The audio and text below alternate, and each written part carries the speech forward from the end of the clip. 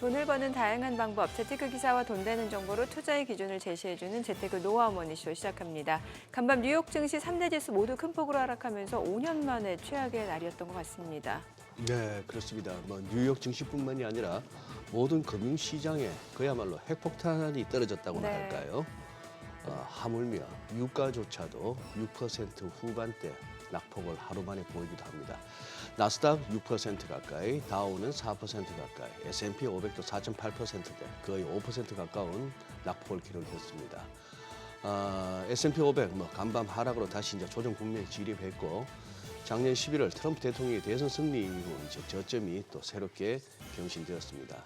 중소형주 중심의 러셀 2000도 6% 넘게 떨어졌고요. 유럽 증시 떨어진 것도 마찬가지입니다. 네. 달러도 많이 달러 시세도 많이 급락했습니다. 이날 미국 증시에서 증발한 시가 총액만 3조 1천억 달러에 달한다고 하니까요. 그야말로 최악의 날입니다. 제 개인적인 느낌은 2020년, 5년 전에 팬데믹 때의 충격만큼이나 어제 있었지 않았나 싶은데요. 어제 발표된 상호관세가 예상 수준을 웃돌면서 인플레이션과 경기 침체를 불러올 수 있다는 우려가 시장 내 투매를 불러일으켰습니다. 미국 외 국가에서 공급망 의존하는 애플, 나이키 등의 기업들은 더 큰 타격을 받았고요. 당분간 이런 흐름 계속될 수 있을 것 같아서 유의할 필요가 있겠습니다. 네, 어제 국내 증시 양시장 모두 하락했습니다. 코스피는 0.7%, 코스닥 0.2% 하락했습니다. 유가증권 시장 코스닥에서 외국인 순매도를 나타낸 가운데 개장 직후 큰 폭으로 하락했던 시장은 그래도 낙폭을 좀 줄이면서 회복한 모습이었고요. 트럼프 행정부가 발표한 상호관세, 우리나라는 25%를 부과하겠다고 했죠. 양시장에서 모두 시가총액 상위주들 업종별로 등락은 엇갈렸습니다. 자동차, 2차 전지, 반도체주는 약세를 나타냈고요. 관세 무풍지대로 꼽혔던 방산이라든지 바이오, 엔터주들은 강세를 나타냈습니다. 자, 이제 오늘 헌법재판소의 중대한 결정을 확인해야 될 테고 미국 관세로 인한 여파도 여전할 것 같습니다. 이번 주 마지막 거래일 국내 증시 어떤 흐름을 나타내는지 증시타임에서 확인해 보겠습니다. 네, 오늘 하우머니에서는 길었던 탄핵 정국이 또 하나의 또 매듭을 짓는 날입니다. 이후에 부동산 시장 흐름 전망과 서울시가 압구정, 여의도 등 토지 거래 허가 구역을 1년 더 연장했다는 소식까지 알아보겠습니다. 네, 지금 보고 계신 머니쇼는 SBS BJ과 유튜브에서 실시간 시청이 가능합니다. 더 많은 국내 주식 정보 받아보실 분들은 카카오톡 채널 머니랩 추가하시기 바랍니다. 그럼 먼저 빠르게 돌아가는 글로벌 증시 상황부터 정리해 볼까요? 최주연 아나운서 소식 전해주시죠. 간밤 뉴욕 증시가 그야말로 대폭락했습니다. 트럼프의 관세 폭탄에 경기 침체가 현실화될 수 있을 것이라는 우려가 확산하자 시장은 2020년 이후 5년 만에 최악의 하루를 맞았습니다. 관세 불확실성에서 어느 정도 해방이 될 줄 알았던 날이 오히려 무역 전쟁과 글로벌 시장에 대한 불확실성을 더 키웠는데요. 그러다 보니 전문가들 사이에서도 이번에는 저가 매수 전략이 통하지 않을 것이라는 경고도 줄줄이 나왔습니다. 과연 증시가 어디까지 추락하게 될지 우려되는 상황입니다. 마감 상황 보면 다우지수가 오늘 3.98% 떨어졌고요. S&P 500 지수는 4.84%, 나스닥 지수는 5.97% 폭락했고 러셀 2000 지수는 고점 대비 20% 넘게 빠지면서 약세장에 들어갔습니다. 대형 기술주들도 직격탄을 맞았습니다. 특히 애플의 경우에는 아이폰 등 주요 기기 대부분을 중국에서 생산하고 있기 때문에 낙폭이 가장 컸고요. 또 엔비디아도 중국과 대만 등에 대한 노출도가 높은 만큼 7.81%, 7.62% 내렸습니다. 엎친 데 덮친 격으로 기술주의 악재가 또 나왔는데 마이크로소프트에서 지속적으로 데이터 센터 논의 중단 소식이 나오면서 AI 거품론이 불거지자 오늘 관련주들이 일제히 내렸고요. 마이크로소프트도 오늘 2.17% 떨어졌습니다. 시총 6위부터도 보면 테슬라가 오늘 5.39% 내렸고요. 브로드컴은 10% 넘게 급락한 것으로 나타났습니다. 또 일라이릴리도 의약품이 임시로 관세가 면제됐다는 소식에도 오늘 일라이릴리는 3% 넘게 내렸습니다. 이렇게까지 증시가 급락한 것은 트럼프 행정부의 무분별한 관세 조치로 미국이 경기 침체에 빠지는 동시에 인플레이션은 큰 폭으로 오르는 그야말로 스태그플레이션 가능성이 고조됐기 때문인데요. 몇 가지 증권사들의 리포트들을 보면 노무라 증권은 트럼프 대통령이 어제 발표한 관세 조치를 반영한 결과 올해 미국 GDP가 0.6% 성장에 그칠 것으로 예상했고 PCE 가격 지수는 4.7%까지 상승할 것으로 내다봤습니다. 또 바클레이스는 보다 비관적으로 GDP가 0.1% 감소하고 인플레이션은 3.7% 오를 것이라고 예측했습니다. 그러다 보니 월가에서는 증시 전망도 줄줄이 비관적으로 내놨는데요. IBC 캐피털 마케트는 상호관세 여파로 S&P 500 지수가 4,900에서 5,300으로 추가 하락할 수 있다고 내다봤습니다. 이는 지난 2월 고점 대비 낙폭이 최대 20% 이를 수 있다고 본 것입니다. 또 사바 캐피털 매니지먼트는 보통 주식이 하락하면 저가 매수 기회라고 할 수 있지만 지금은 바이 더 딥이 아니라 셀 더 딥, 내려갈 때가 팔 기회라고 말하면서 증시가 추가 하락할 것이라는 점을 강조했습니다. 이렇게 증시가 출렁였지만 트럼프 풋은 여전히 나올 기미가 보이지 않습니다. 트럼프 대통령은 오늘 기자들과 만나서 상호관세 발표로 미 증시가 폭락하고 있는 것과 관련해 관세가 매우 잘 진행되고 있다고 생각한다면서 앞으로 주식시장 그리고 미국은 호황을 누릴 것이라고 말했습니다. 그만큼 관세에 따른 협상의 여지가 크지 않을 것으로 보이고요. 또 트럼프 풋도 쉽게 나오지 않을 것으로 전망됩니다. 관세 충격이 비단 주식시장뿐만 아니라 자산시장 전반이 요동쳤는데요. 채권시장은 관세로 인한 경기 침체 우려로 안전자산 선호 심리가 커지자 패닉 바잉이 벌어졌습니다. 또 경기가 무너지면서 올해 금리 인하 횟수가 4차례까지 커질 수 있다는 주장에 힘이 실리면서 더욱더 매수세가 거세졌는데요. 간밤 10년물 국채 수익률은 0.15%포인트, 2년물 국채 수익률은 0.21%포인트 내렸습니다. 국제유가도 추락했습니다. 세계 경제가 둔화될 경우 원유 수요가 줄어들 수 있고 또 오펙 플러스에서 다음 달부터 하루에 41만 배럴의 원유를 증산하겠다면서 예상했던 것보다 3배 더 많은 규모를 증산하겠다고 밝히자 급락했는데요. 간밤 WTI와 브렌트유는 각각 6.64%, 6.67% 내렸습니다. 또 이런 가운데 대표적인 안전자산인 금 가격은 오늘 1% 넘게 떨어졌는데 이에 대해서 전문가들은 시장 불안감이 너무 극심해지다 보니 팔 수 있는 것이라도 정리하는 심리가 작용한 것으로 보인다고 설명했습니다. 달러화는 내렸습니다. 이론적으로 미국의 관세는 달러 강세를 유발할 수 있지만 이번 관세 조치로 인해서 미국의 경기 침체 가능성이 부각되자 달러가 기축통화로서의 지위를 잃을 수 있을 것으로 전망됐기 때문인데요. 오늘 달러 인덱스는 101선까지 떨어졌고요. 반대로 오늘 유로화랑 엔화 등 다른 기축통화로 수요가 몰렸습니다.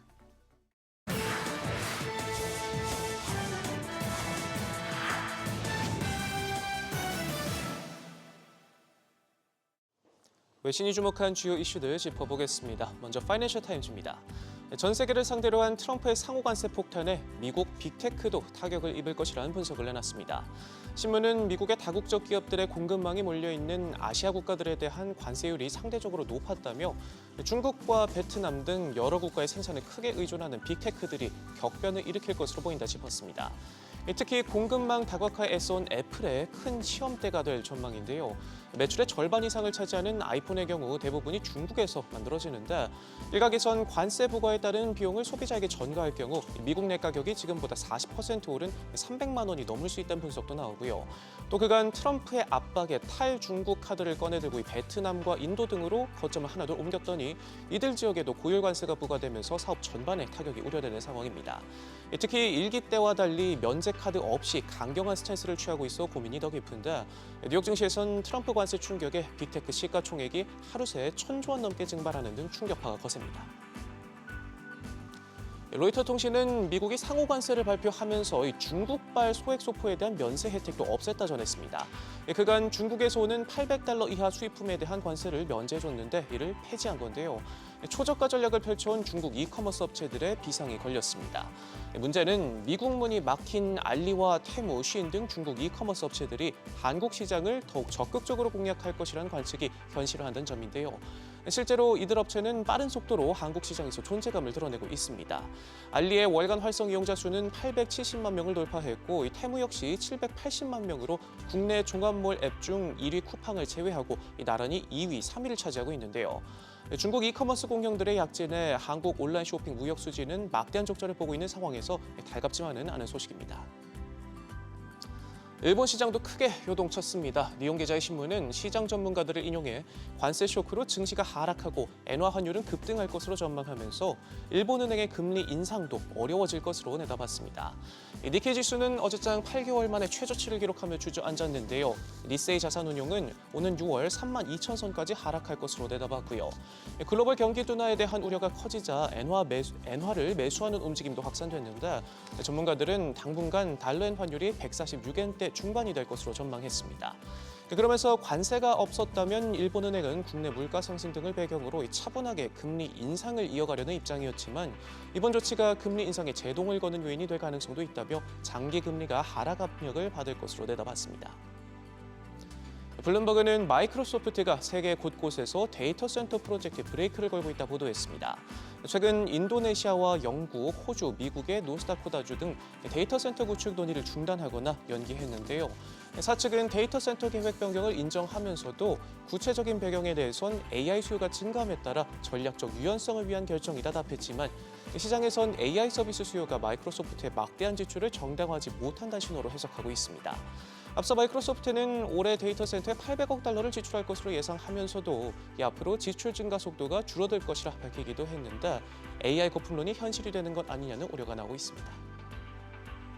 다음은 CNBC입니다. 아마존이 본격적인 위성 인터넷 사업에 나섭니다.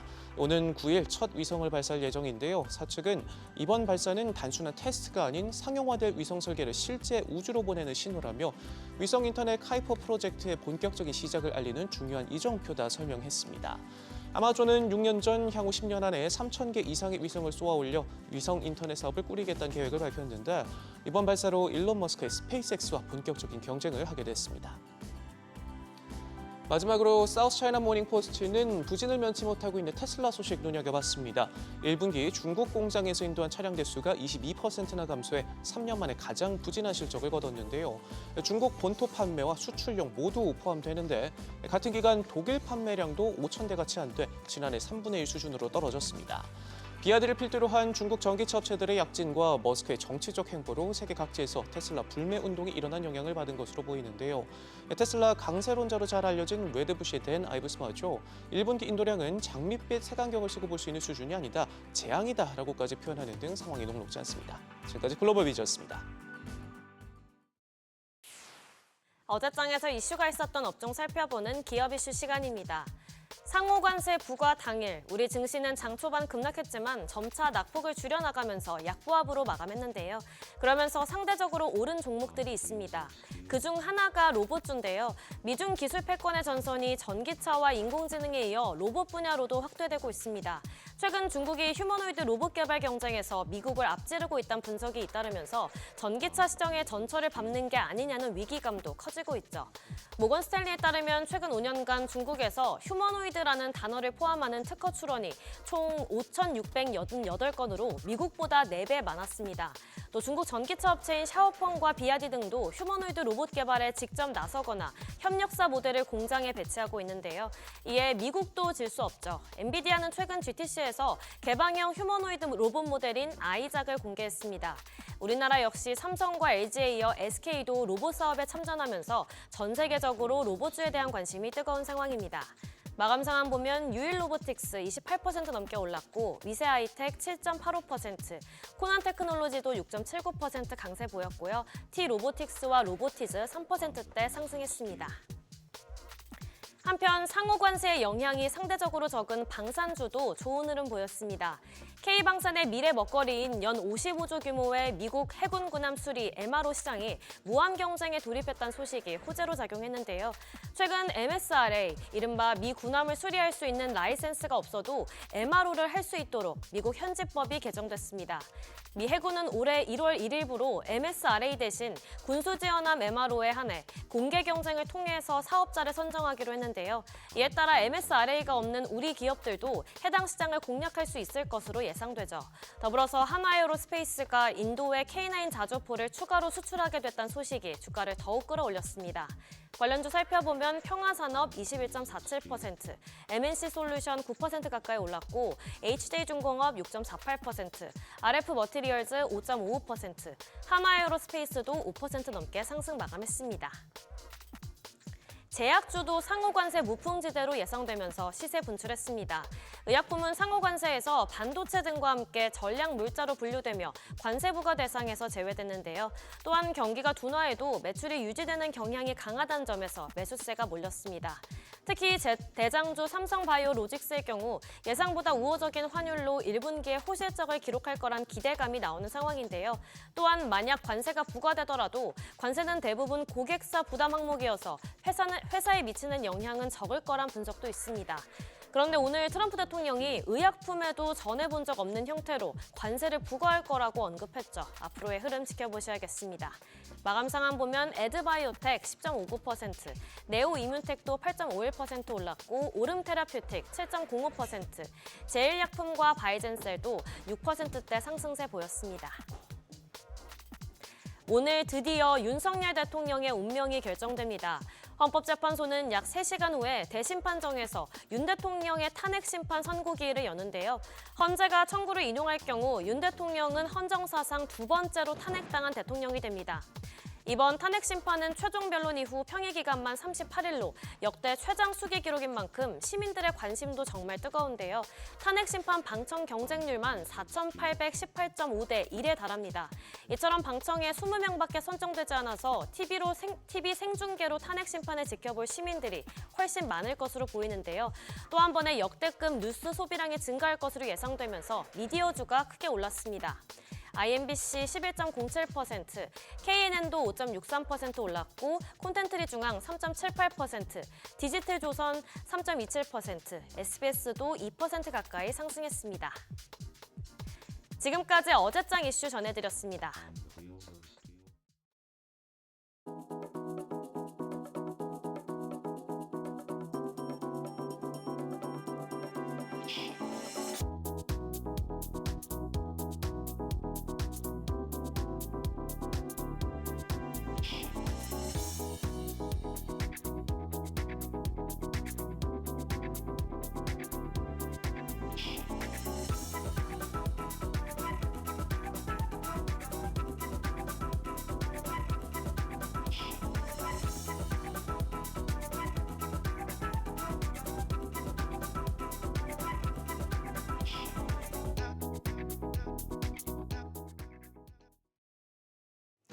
투자 방향 잡기에 너무 어지러운 시장입니다. 어제 국내 증시는 예상보다 강한 트럼프의 관세 정책에 하락했습니다. 그런데 후폭풍은 여기서 끝나지 않았죠. 간밤 뉴욕 증시가 5년 만에 가장 크게 급락했고 오늘은 또 우리나라 대통령 탄핵 심판 선고가 내려집니다. 시장은 두 가지 이벤트를 동시에 소화해야 하는 운명의 날이 되겠습니다. 어제장 복귀하면서 오늘장 투자 포인트 확인하시죠. 국내 증시 코스피는 0.8%, 코스닥은 0.2% 하락했습니다. 미국 수출 비중이 높은 아시아 증시가 일제히 떨어졌습니다. 그래도 코스피와 코스닥 개장 직후에 양지수 2%대 급락했던 걸 생각하면 낙폭을 많이 줄여냈는데요. 관세 불확실성이 정점을 지난 게 아니란 전망이 뒤늦게 힘을 받은 건데 간밤에 뉴욕 증시가 한 발 늦게 폭락했기 때문에 오늘도 낙관론이 고개를 들긴 쉽지 않겠습니다. 상호 관세가 현실화하자 외국인들은 강한 매도세를 나타냈습니다. 유가증권 시장에서 외국인 하루 동안 1조 4천억 원 가까이 폭풍 매도를 하며 시장에서 자금을 빼냈습니다. 다만 기관이 4,600억 원 순매수했고 개인들이 8천억 원 가까이 저가 매수세에 나서면서 그나마 시장 낙폭을 줄여냈습니다. 코스닥 시장에서도 외국인은 600억 원 넘는 매도 우위를 기록했습니다. 반면 기관 금액은 소폭이었지만 순매수했고 개인 역시 660억 원 가까이 매수 우위를 나타냈습니다. 시가총액 상위 종목 흐름은 엇갈렸습니다. 반도체 투톱은 어제 약세를 보였습니다. 트럼프 행정부의 상호관세 대상 품목에서 빠졌지만 향후 부과될 것을 우려한 건데요. 오늘 새벽 트럼프 대통령이 반도체와 의약품에 대한 관세도 조만간 발표하겠다고 밀어붙였고 또 간밤 필라델피아 반도체 지수가 10% 가까이 추락했기 때문에 인덱스 차원의 대표 주자인 삼성전자와 SK하이닉스 낙폭이 얼마나 커질지 우려스러운 상황입니다. 더불어서 트럼프 대통령 발언 때문에 어제 강세를 보였던 삼성바이오로직스와 셀트리온 등 바이오 대표주도 흔들릴 수 있겠습니다. 한편 어제 방산주 다시 부각되면서 하나에어로스페이스가 5%대 강세였고 또 상대적으로 관세 여파가 적은 네이버도 1.53% 올랐습니다.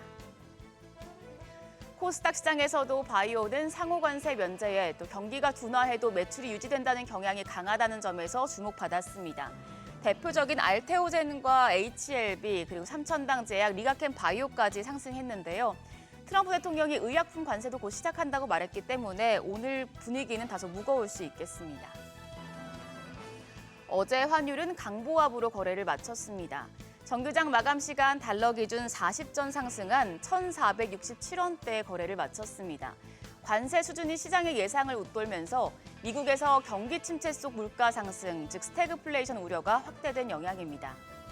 환율은 야간 시간대에서는 낙폭을 더 확대시켰습니다. 뉴욕 증시가 폭락하고 달러 인덱스가 101선까지 떨어진 영향입니다.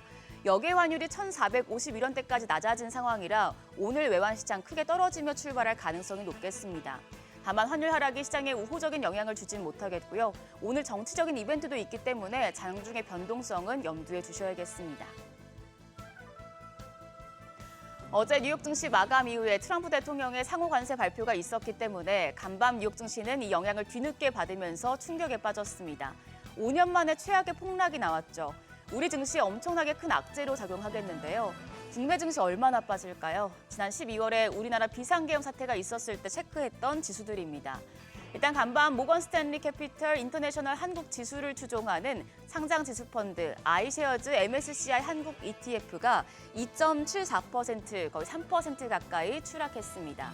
이 ETF에 묶인 외국인 자금이 한국에 굉장히 큰 영향을 끼치기 때문에 체크해 두셔야겠고요. 코스피 200 야간 선물도 1% 넘게 빠져있기 때문에 오늘도 국내 증시 하락 출발할 가능성이 높겠습니다. 또 오전 11시에 헌법재판소가 윤석열 대통령 탄핵 심판 사건의 결정을 선고하기 때문에 오늘은 장중의 변동성도 커질 수 있겠습니다. 뉴욕 증시 폭락으로 국내 증시 큰 폭의 추가 하락이 우려되는 상황인데요. 다만 하늘이 무너져도 솟아날 구멍은 있다고 하죠.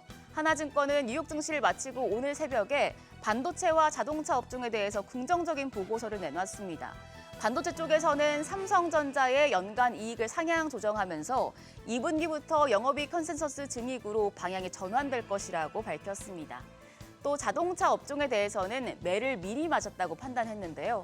앞으로 국내 자동차 업체들이 비용 부담으로 판가를 인상하고 현지 생산을 확대하는 수순을 밟을 것이라며 주가는 현재 가장 안 좋은 시나리오를 생각해서 선 반영된 상태라며 관세에 대한 대응 방법이 가시화한다면 이익 전망이 나아질 경우 주가가 회복을 시도할 것이라고 판단했습니다. 다른 증권가에서도 너무 안 좋게 생각할 필요는 없다는 분석들이 나오고 있는데요. 일단 오늘은 하락 출발하겠지만 트럼프의 상호 관세의 경우에 선 부과 후 협상을 통해서 시간이 갈수록 불확실성이 점진적으로 걷어질 것이란 전망도 나옵니다. 증권사 분석도 확인해 두시죠. 오늘 일정입니다. 중국과 홍콩, 대만 증시가 휴장합니다. 이런 가운데 국내 증시에서는 금속 분말 사출 성형 기업인 한국 PIM이 코스닥 시장에 상장합니다. 시장 굉장히 힘들 것으로 예상되는데 과연 세내 기준은 버텨줄 수 있을지 지켜보시고요. 한편 어제 시간외 거래에서는 오늘 내려지는 대통령 탄핵 심판 선고를 앞두고 정치 테마주가 강세를 보였습니다. 다만 정치 테마주는 변동성이 굉장히 크므로 투자에 유의하셔야겠습니다. 그럼 넥스트레이드 프리마켓 상황 보시죠. 간밤 뉴욕 증시 폭락한 가운데 대체 거래소는 어떤 표정을 짓고 있을까요? 일단 코스피 시총상위 5위권 종목입니다. 일제히 하락하고 있습니다. 삼성전자가 2% 가까운 내림세로 대체 거래소에서 거래가 56,500원이고요. SK하이닉스도 2.7% 급락합니다. 18만 9,300원, 19만 원 선에 이탈하고 있습니다. 삼성 바이오로직스가 0.63% 내림세, LG에너지솔루션도 1.27% 추가 하락하고 있습니다. 거래가는 31만 1,000원입니다. 더불어서 현대차도 1.7% 하락세 보여주면서 현재 19만 500원대에 거래되고 있습니다. 코스닥 시총 상위 5위권 전 종목 역시도 일제히 약세 보여주고 있습니다. 알테오젠이 1.5% 하락하며 35만 9,500원, 에코프로비엠이 2.2% 내림세 기록 중입니다. 거래가는 8만 9,100원입니다. HLB가 2%대 약세로 5만 5,800원, 에코프로도 2%대 빠지고 있습니다. 거래가는 4만 6,850원으로 나타나고 있고요. 마지막으로 레인보우 로보틱스까지도 1.1% 내림세로 현재 거래가 26만 8,000원으로 집계됩니다. 여기까지 프리마켓 상황 점검했습니다. 오늘은 그 어느 때보다 안전벨트를 단단히 매고 개장 준비하셔야겠습니다. 마음 굳게 먹고 신중하게 대응하시죠. 지금까지 어제장 오늘장이었습니다.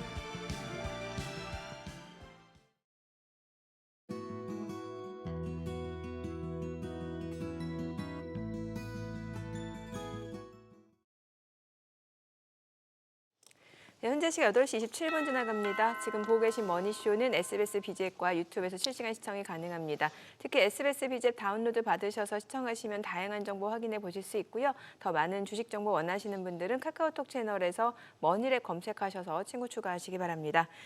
간밤 뉴욕 증시 진짜 최악의 날이었습니다. S&P 500 같은 경우 2020년 1일 기준으로 봤을 때 최대 하락폭이었고 또 그동안 2년 동안 시장 상승을 이끌었던 매그니피센트 7 이 종목들 시가총액이 지금 하루 만에 9천억 달러가 증발이 됐습니다. 네. 관세 영향이죠?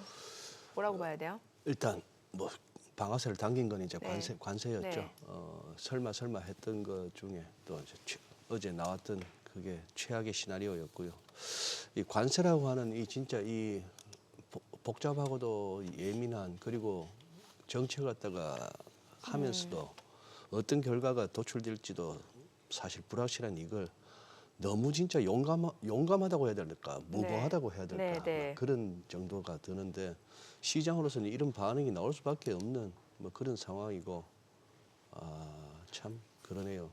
그런데 이제 우리 시장이 묘합니다. 어제도 우리가 낙폭을 많이 줄였잖아요. 네네. 낙폭을 많이 줄였고 달러도 환율이 이제 달러 약세를 갖다가 이제 결국 쫓아가면서 내려가고 있고 오늘은 더 떨어질 것 같고 지금 거의 5% 6% 가까운 뉴욕 증시의 급락에도 불구하고 우리 야간 선물 마이너스 한 1.4든가 1.5든가 이 정도면은 우리 시장은 또 이 와중에 같이 매를 맞는 와중에도 좀 뭐랄까 좀 약간 차별화된 네. 뭐지 싶은 생각도 드는데 우리는 여러 가지가 지금 막 섞였잖아요. 오늘 다들 또 우리 국민들도 많이 긴장하면서 하루를 보내야 되는 날 아닙니까?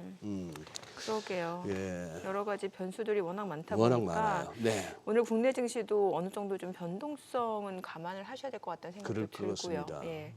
아마 오전하고 오후가 많이 달라질 수도 있고 네. 그러면서 또 특히 외국인들의 수급이 오전과 오후에 특히 헌재 이후에 어떤 식으로 달라지는가도 좀 봐야 될 것 같네요. 네. 네. 자, 오늘 함께 해주실 분 모셔보겠습니다. 주식왕 찐쌤 채널 운영 중이시고 전 프랍 트레이더죠. 김진 대표님 함께합니다. 어서 오세요. 어서 오십시오. 안녕하십니까. 대표님. 예.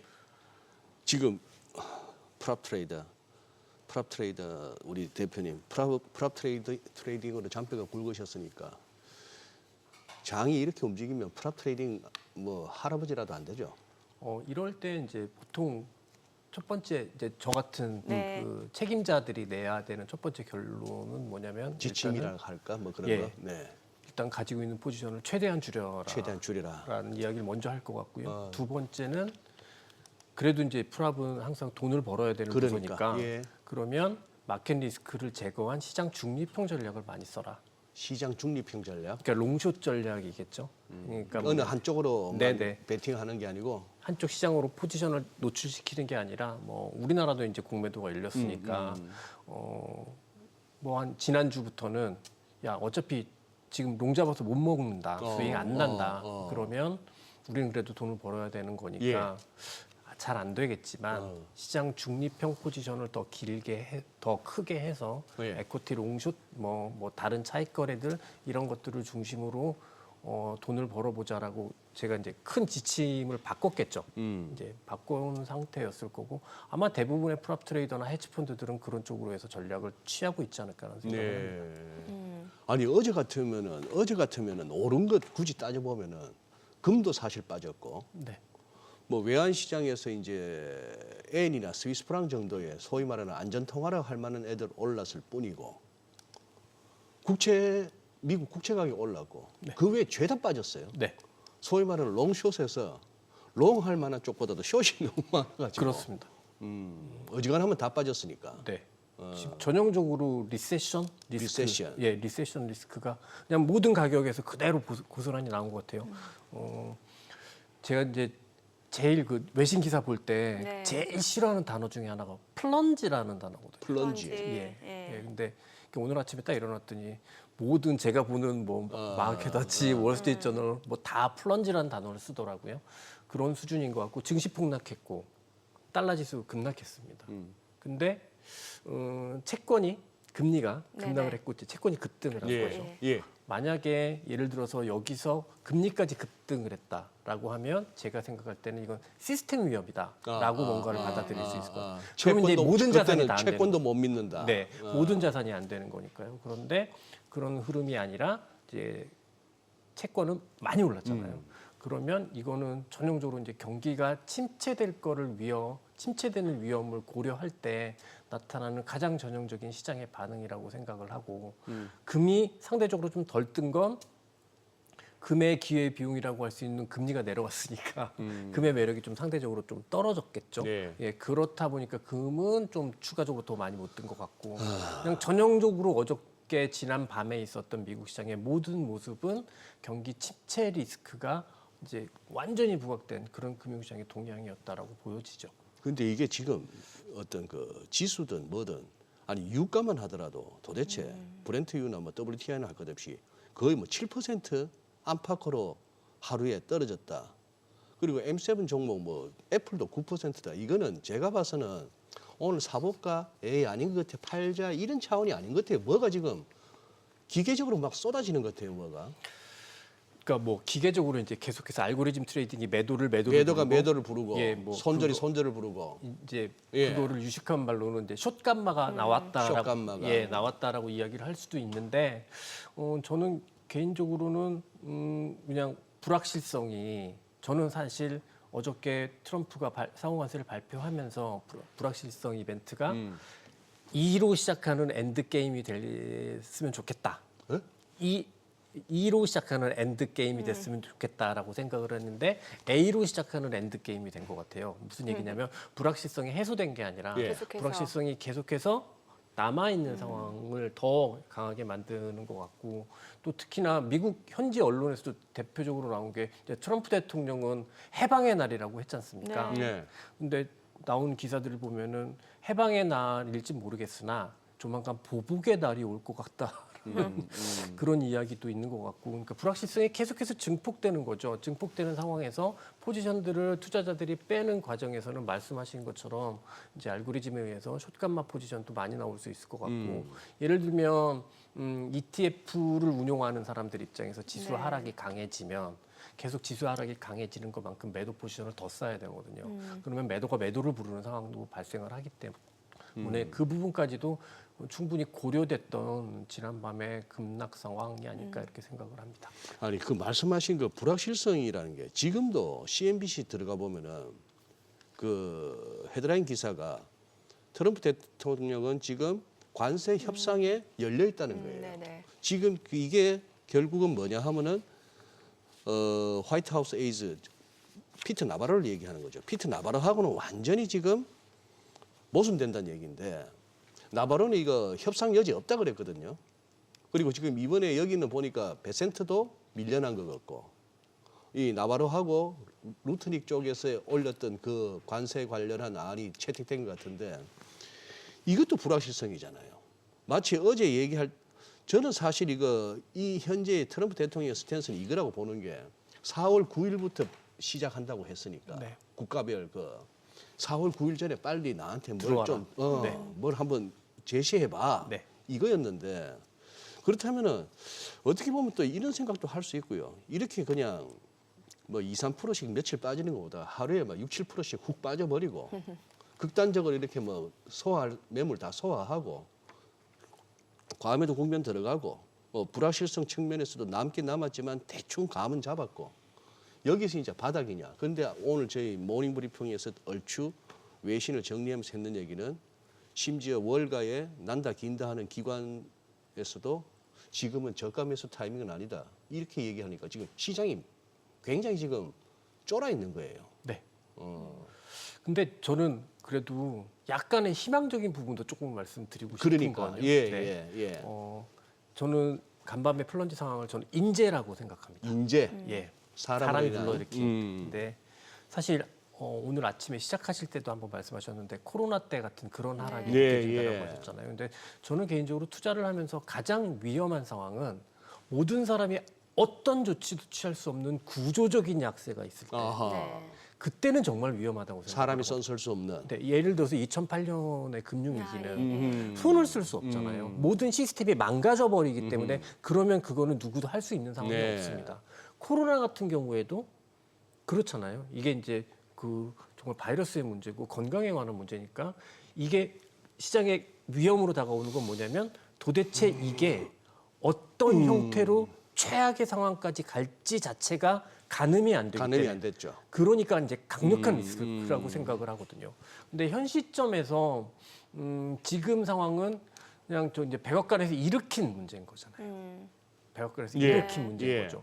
그러면 이건 좀 제가 희망적인 말씀을 드려야 되는지는 잘 모르겠으나 이거는 통제 가능한 위험이라는 거죠. 통제 가능한 위험 그리고 이게 예.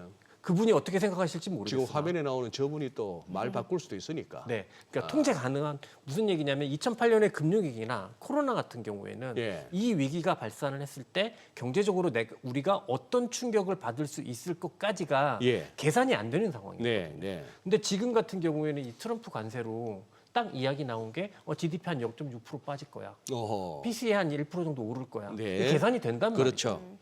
그러면 이거는 뭐 그전에 봤던 그런 플런지 상황하고는 조금은 구분 지을 수도 있지 않을까라는 생각을 해볼 수도 있을 것 같다. 네. 근데 너무 제가 예. 모든 사람들이 다 안 좋다 계속 얘기하기 때문에 예. 조금 반대되는 쪽에서도 한번 말씀을 드려보고 싶다고 하면 이건 인재이기 때문에 예. 누군가가 일으킨 문제고 현재 나오고 있는 불확실성은 계산이 안 되는 불확실성이 아니라 막말로 지금 이번 상호 관세를 가지고 GDP가 얼만큼 빠질 건지, PCE가 얼만큼 오를 건지가 충분히 계산되는 상황이라고 네. 한다면 심리적인 충격이나 이런 충격들이 궁극적으로 안 갈 수도 있겠다. 근데 단 하나 그렇다라면 제가 생각할 때는 아주 조만간에 백악관에서는 반응을 해 주어야 할 것 같고요. 그다음에 증시 자체도 아주 빠르게 회복하는 그런 모습들이 나와 주어야 할 것 같다라는 생각은 듭니다. 지금 하단에도 나오는 것처럼 트럼프가 결국에 지금 주식시장의 이런 매도세는 예상됐던 거다. 글쎄. 예, 그리고 지금 이제 관세 자체가 환자가 수술을 받는 것과 같은 과정이다. 그러니까 환자 수술 받고 나면 그때는 아프지만 이제 회복이 되면 괜찮아진다라는 얘기를 지금 이렇게 이제 비유를- 회복실에 들어갔다. 아니 수술 이게 수술, 관세 이제 수술, 네, 수술. 수술이니까 수술이 필요했던 거고 환자가 수술을 받고 나면 이제 괜찮아질 거다. 그러니까 그 일시적인 주식시장의 매도세, 그다음에 일시적인 경기 둔화는 우리가 다 감내해야 된다 이런 얘기인 거고 결국에 또 상대 국가가 대단한 제한을 가져오면 자기는 협상 여지가 있다 또 이랬고. 근데 저는 이게 대통령이 저렇게 얘기해도 되나? 저는 립서비스만 해도 되나? 네네네네. 이런 생각은 우선 좀 들고요. 네. 저는 오히려 사실 어저께 조금 실망스러웠던 포인트는 사실 어저께 상호관세를 발표를 하면서 예. 네. 트럼프가 트럼프 정부에서 그 다음에 내세울 수 있는 가장 좋은 카드를 보여줬거든요. 네네. 뭐죠? 이게 무슨 얘기냐면 상원에서 예. 예산안을 통과를 시켰는데 네. 상원에서? 상원에서 예산안을 통과시킨 수준의 규모가 뭐였냐면 트럼프가 캠페인 때 이야기했던 감세를 할 수 있는 수준의 2026년 예산안을 그러니까 발표를 했단 말이죠. 어허. 그러면 저는 어떤 생각이었냐면 제가 지난번에도 한번 말씀을 드렸었는데 예. 나와서 말씀드린 게 지금 하고 있는 모든 정책들은 결국은 트럼프가 감세를 하기 위한 사전적인 조치로 보인다라고 말씀을 드렸었거든요. 근데 저는 그렇게 생각합니다. 이제 아직도 뭐 관세를 부과하거나 뭐 공무원들을 해고한다거나 하는 이런 모든 활동들은 결국은 트럼프가 역사상 없었던 규모의 감세를 하기 위한 그 사전 조치라고 생각을 하거든요. 그러면 일단 그 감세에 대한 이야기가 나왔으니까 저는 립 서비스로 이야기하는 게 아니라 보다 직접적으로 감세를 어떻게 진행하고 규제 완화를 어떻게 타임테이블에 올려놓고 규모가 어떤 수준이 될 것이며 이게 GDP를 얼마나 끌어올릴 수준이며 이런 것들을 시장과 소통하는 게 더 우선이지 않을까. 제가 뭐 아무것도 아닌 사람입니다만 그런 생각이 들더라고요. 근데 아까 이제 백악관에서 이제 이런 식으로 시장 혼란이 조금 더 가중되면은 뭔가 모여서 해야 될 것 같은데 저는 당장 지금 어제도 야 퇴근하기 전에 잠시 모여봐 했을 것 같아요. 왜냐하면은 달러가 이런 식으로 떨어지면은 이거는 우리가 생각하는 관세를 갖다 부과했다. 우리가 2016년, 17년 그 무렵에도 한번 겪어봤지만 그러면 위안화가 막 약세를 가고 그랬잖아요. 근데 지금은 이게 달러가 막 오히려 더 약해지니 그러면 이거는 달러 표시 자산에 대한 미국 주식뿐만 아니라 여기에 대한 어떤 신뢰 저하로도 보인단 말이죠.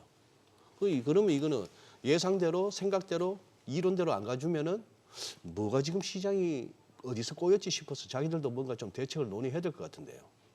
저는 당연히 했었어야 이미 지난번에부터 사실 시장이 하락하는 수준 자체가 그렇게 심상치 않은 수준이었기 만만치 않은 때문에 예. 네, 그랬기 때문에 그리고 딱 트럼프 입장에서 생각을 하면 자기가 취임하자마자 올해 들자마자 시장은 단 한 번도 주식시장은 좋았던 적이 없다. 그러니까 그러면 당연히 그런 이야기를 했었을 것 같기는 한데 그럼에도 불구하고 우선적인 정책이 관세를 부과하는 정책이었으니까 네. 여기까지는 온 것 같기는 한데요. 거기에 대한 미국 시장의 반응 자체가 이제 종합적으로 봤을 때는 단순히 뭐 관세 그리고 상호 관세 뭐 그다음에 매크로 위험 이걸 떠나서 AI까지도 이 문제가 AI까지도 이어지는 상황으로 이어지다 보니까 말씀하신 것처럼 보통 이럴 때 달러 지수가 오르는 경우가 더 많거든요. 글쎄, 예, 그러니까 네, 달러 지수. 요 부분이 네, 오르는 경우가 많은데 달러 지수가 이렇게 급락을 했다라고 하면 앞서 말씀드린 대로 인재니까 그 사고 친 사람이 해결을 해야죠. 예, 아니 지금 정민 앵커도 궁금한 게 많으실 것 같은데 요거 하나만 더. 지금 이게 여기저기 좀 말이 좀 달라가지고 기본적으로 소위 말하는 그 뭡니까? 뭐지? 기본 관세 10%를 갖다가 전 세계에 다 부과한다는 거 아니에요? 네, 그렇습니다. 여기다가 상호 관세율이 중국이 34, 우리가 25. 그렇게 미국에다가 애를 쓴 일본도 꼴랑 24, 우리보다 1%포인트 낮고. 네. 자, 그러면 이게 지금 우리한테 부과되는 게 25%예요? 아니면 10% 플러스 25%, 35%예요? 우리나라는 FTA니까 기본 관세가 없는 거고요. 그다음에 지금 25%라는 거는 기본 관세를 기본 관세인 나라는 미국이랑 예. 그렇게 흑자를 많이 안 내는 나라. 예. 그런 나라들한테는 10%를 10%만 하고. 하겠다는 거고, 그다음에 이제 콕 집어서 이렇게 예. 그 판넬에 나왔던 그 네, 나라들은 그 나라들. 미국과의 무역에서 너무 돈을 많이 번다라고 하니까 당신들이 우리한테 관세를 부과하는 것만큼의 반을 매기겠다 이렇게 하니까 우리나라는 25%를 받는 겁니다. 총. 네. 그렇게 봐줘야 됩니까? 애초에 아니 어떤 매체나 어떤 또 애널리스트는 여기다가 10에다가 25 해서 35%라는 얘기가 있고 그렇지는 않. 심지어 중국은 뭐 34%에다가 기존에 때렸던 뭐 25%까지 하면은 무슨 뭐 그러니까 예 맞아 그게 그러니까 애플이 많이 떨어진 이유에 대해서 그렇게 지금 소장님 말씀하신 글쎄. 대로 그 애플 그 아이폰 이제 핵심 부품 공급하는 게 중국 쪽에서 많이 생산이 되잖아요. 그래서 이 핵심 부품 같은 경우는 이제 중국이 34%인데 말씀해주신 기존의 20% 해가지고 54%다 이런 얘기도 막 있는 거예요. 이런 얘기가 나왔어요. 54%가 맞습니다. 그건 54%가 네. 맞고. 중국은 예, 중국은. 그러니까 10%는 미국과 무역에서 흑자를 많이 내지 않는 모든 국가한테 보편관세 그냥 10%를 보편관세. 주는 거고요. 그다음에 지금 판넬에 나와 있는 나라들은 콕 집어서 그 관세를 부과하겠다라는 건데 중국은 기존에도 관세가 20%가 20% 있기 때문에 거기다 중국은 플러스. 54%가 맞습니다. 그런데 사실 이것도 트럼프가 그 대선 캠페인을 하는 기간 동안 중국에 가다가는 관세를 60%, 65%를 부과하겠다고 했잖아요. 사실 그거보다는 살짝 좀 낮은 수준이긴 합니다. 그래서 친절한가? 그 굉장히 뭐 카인드 뭐 우리는 친절할 거야 그랬는데 네. 어제 그랬잖아요. 그러니까 중국은 자기들한테 67% 글쎄. 부과하니까 난 그 반 34%다 이 얘기잖아요. 그래. 그러니까 트럼프 입장에서는 친절한 게 맞죠. 어제 보드 뭐 판때기가 아니고 그 뭐죠? 거기 판넬. 한국 판넬. 네. 거기 한국이 부과하는 관세율이 50%라고 적혀 있단 말입니다. 네, 그렇습니다. 이것도 말이 안 되는 게 예. 아마 있긴 있나 봐요. 50%로 미국산에다가 50% 때리는 특정 품목이 있긴 있나 본데 네. 모든 미국산에다가 50%를 하는 건 아니지 않습니까? 저렇게 저분 좋은데 항상 보면 뻥이 세.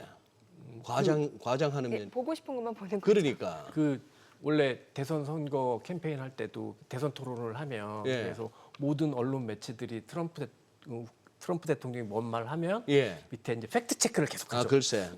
팩트 체크. 그러니까 사실 저기서 우리나라가 지금 미국한테 50%의 관세를 부과하고 있다라는 거는 우리나라 입장에서 해석을 해보면 네.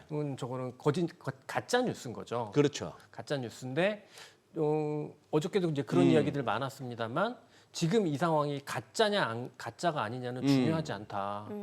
관세를 부과하겠다라는 쪽에서 저렇게 규정을 해버리면 그렇죠. 어떤 근거든지 간에. 네, 예. 저 안에서만 생각을 하는 거다. 뭐 쉽게 트럼프 대통령이 우리나라가 미국 쌀을 관세를 700%를 매긴다. 일본이 700%를 매긴다 했는데 일본도 발끈했죠. 예, 아닌데 근데 이런. 그게 뭐냐면은 최저 수입량까지는 우리가 관세 5% 미만으로 줍니다. 그리고 요걸 넘어가는 수준에서만 아하, 관세가 그렇게 글쎄. 나는 거거든요. 근데 요것만 생각을 글쎄. 하시면 예. 그래서 어찌됐든 저게 진위가 뭐고 어떤 게 진짜고 어떤 게 가짜냐는 실제로 그다음부터 이제 본격적으로 품목별로 이거를 협상을 하는 과정에서는 논의가 될 수 있는 문제인 것 같은데요. 네. 그러니까 어저께 이야기는 불확실성의 제거가 아니라 이걸 가지고 도대체 실제로 각국의 나라들이 어떤 내용을 가지고 어떻게 협상을 하느냐가 불확실성으로 남아버린 상황이라서 그 부분이 좀 거슬리고 그 부분이 가장 안 좋았던 부분인 것 같습니다. 네.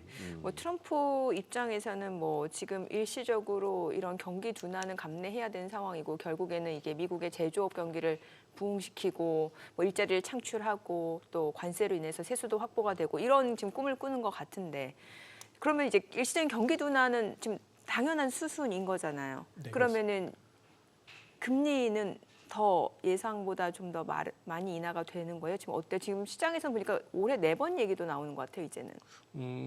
일단 어저께 시장의 현상 예. 중에 하나가 뭐냐면 리세션 리스크가 커졌다라고 예. 하면 사실은 장기물 금리가 더 많이 빠져야 되거든요. 아, 그렇죠. 예. 예. 근데 어저께 보면은 단기물 금리가 더 많이 당기물 빠졌어요. 예. 2년물이 더 예. 확 빠졌죠. 예, 그 얘기는 뭐냐면 시장에서 연준에서 금리 인하의 횟수가 예, 늘어날 예, 가능성이 예. 있겠구나라는 걸 반영한 것 그러니까요, 같아요. 예. 근데 오늘 밤에 이제 파월의 연설이 있거든요. 그렇죠. 거기서 일단은 좀 실마리를 한번 또 찾아보려고 예. 라고 하는 것 같은데 기본적으로 그러니까 그 트럼프 정부가 원하는 대로 금융시장이 흘러가지는 않지만 네. 기본적인 자기의 틀이 뭐냐면 금리는 내려가야 한다. 그렇죠. 그리고 달러도 약세여야 한다. 예, 예.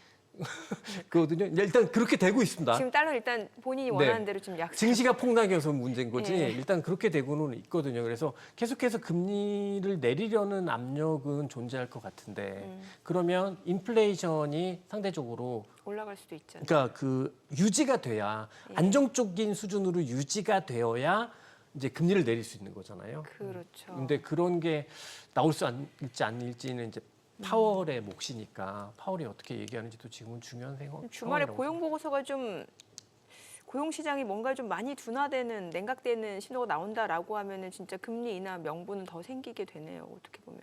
그 좀 걱정 요인이 있죠. 뭐냐면 그 도지 부서가 예. 연방 공무원들을 지금 6만 명에서 한 8만 명 예. 정도 해고를 했다고 하는데 예. 그럼 이게 이번에 고용 보고서에 쇼크로 나올까? 이제 이 걱정이 되는 부분이 있습니다. 근데 이게 정확한지는 모르겠는데 이게 영향이 있을 거다라고 해석하는 쪽이 있는 것 같고요. 또 어떤 이코노미스트들은 이번에 공무원 해고가 9월 달까지는 그 월급을 받고 예, 그러니까 유급 휴가를 받고 유급 휴가 이후에 퇴직을 하는 과정을 예. 밟고 예. 있기 때문에 이번에 당장 고용 보고서에 큰 충격은 없을 거다라는 양쪽으로 이렇게 해석이 엇갈리는 것 같아요. 근데 차라리 저는 어떤 생각도 드냐면 오히려 이번에 고용 보고서 충격까지 오면 네. 그러면 페드와치에서 막 이제 금리 인하 확률 계산하잖아요. 이게 이제 급속도로 5월 달 금리 인하 확률이 급속도로 올라갈 것 같아요. 그렇죠. 그럴 수가 예. 있다. 근데 그게 되려 지금 그러니까 배드 이즈 굿이 더 나을 수도 있다. 그러니까 나쁜 경제 지표 상황이 오히려 더 나을 수도 있다라는 생각도 들고 어차피 근데 이제 시장은 정말 심각하게 하락한 상황이니까 네. 그 상황에서는 이제 개선되는 포인트를 찾아야 되는 거겠죠. 예. 자, 지금 시각 8시 52분 향해 갑니다. 오늘 양시장 예상 체결 지수부터 확인해 보겠습니다. 먼저 코스피부터 좀 볼게요.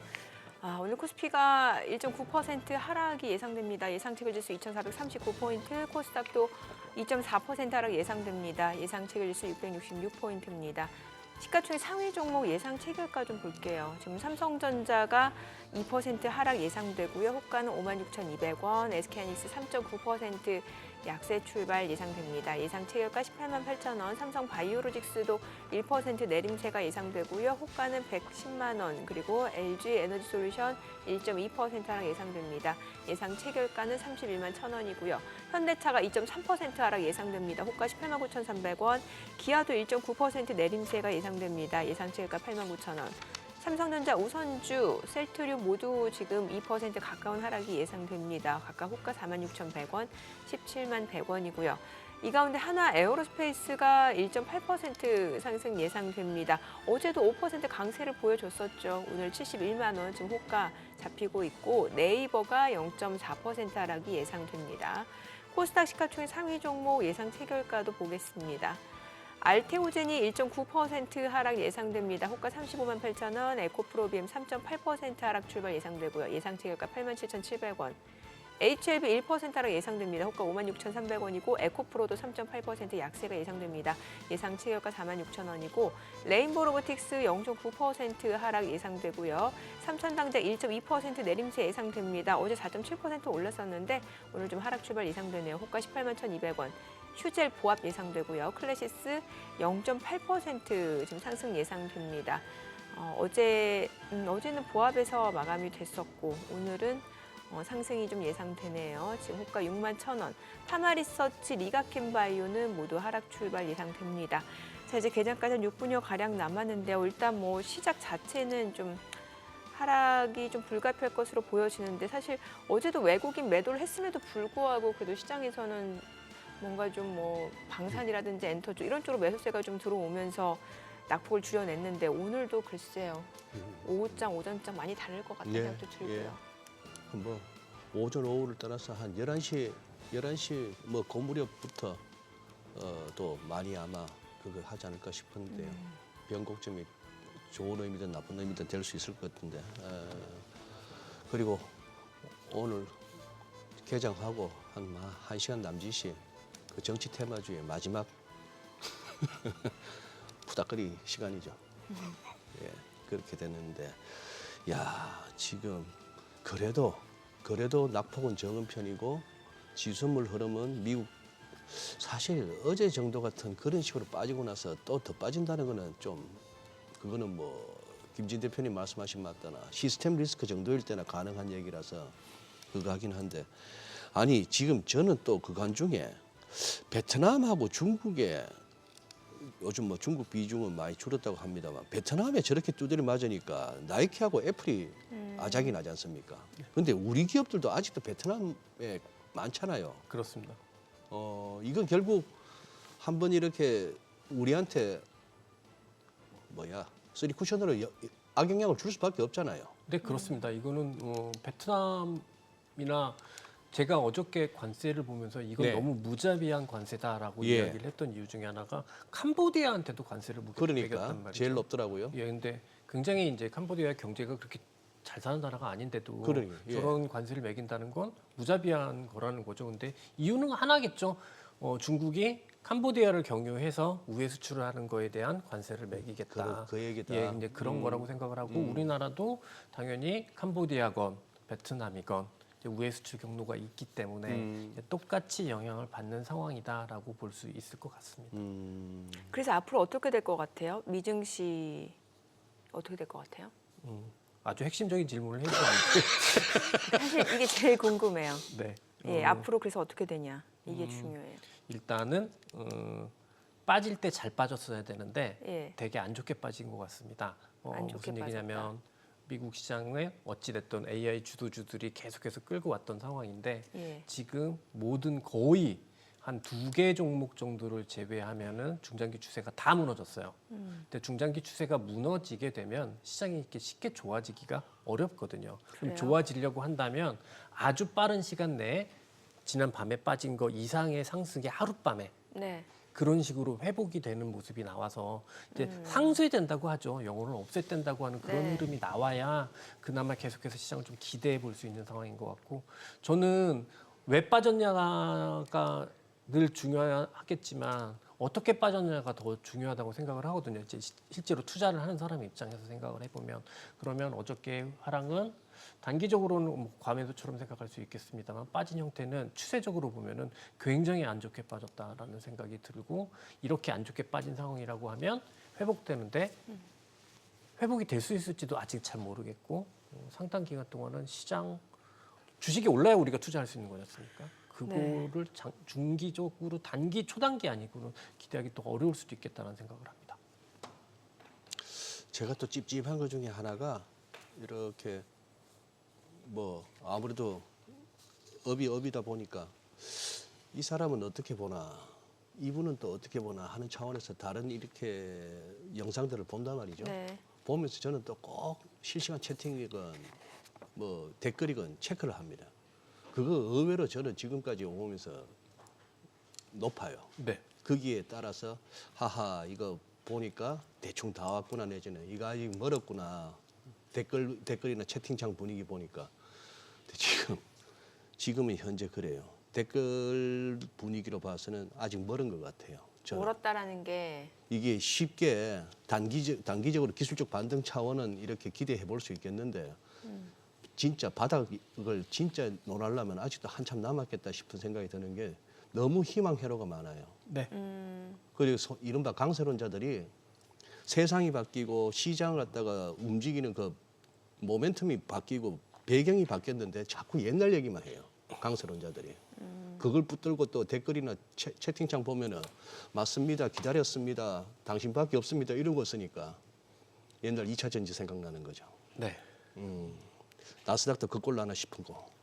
조금 저 사실 이번에 하락하면서 경기 침체 뭐 오케이 알겠는데, 경기 둔화 알겠는데 이게 AI 주도주가 주가 빠지는 거하고 무슨 상관이지? 저는 사실 이 섹터는 전체적으로 보면 경기하고 가장 멀리 떨어져 있는 섹터라고 생각을 했는데요.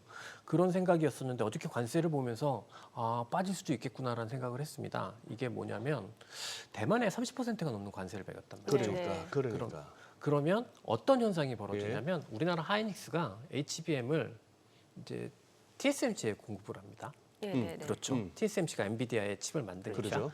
그러면 이거를 하나의 서버에 묶어서 서버렉이라고 하는데, 이 서버에 묶어서 그래서 이제 그게 미국으로 넘어가는 가는 거잖아요. 거예요. 근데 이걸 어디서 묶냐면은 미국 현지에서 하는 게 아니라 이게 대만에서 서버렉을 조립을 하거든요.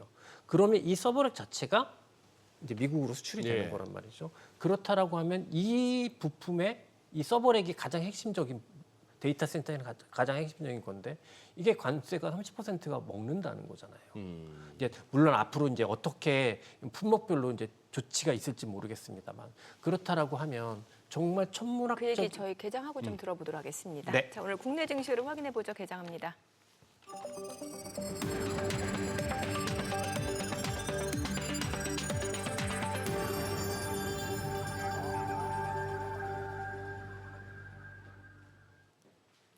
네, 4월 4일 금요일 국내 증시 개장했습니다. 간밤 뉴욕 증시 3대 지수 모두 큰 폭으로 떨어졌습니다.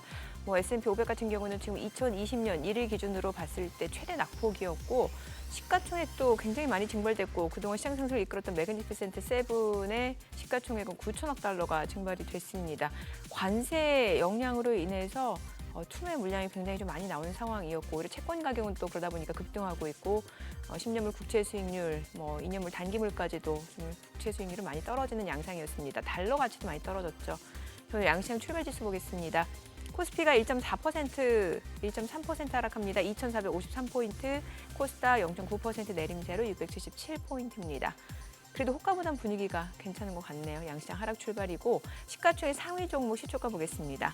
삼성전자가 2% 지금 떨어집니다. 56,300원, SK하이닉스 3.9% 하락으로 186,900원이고요. 삼성바이오로직스가 0.7% 떨어집니다. 110만 6천원.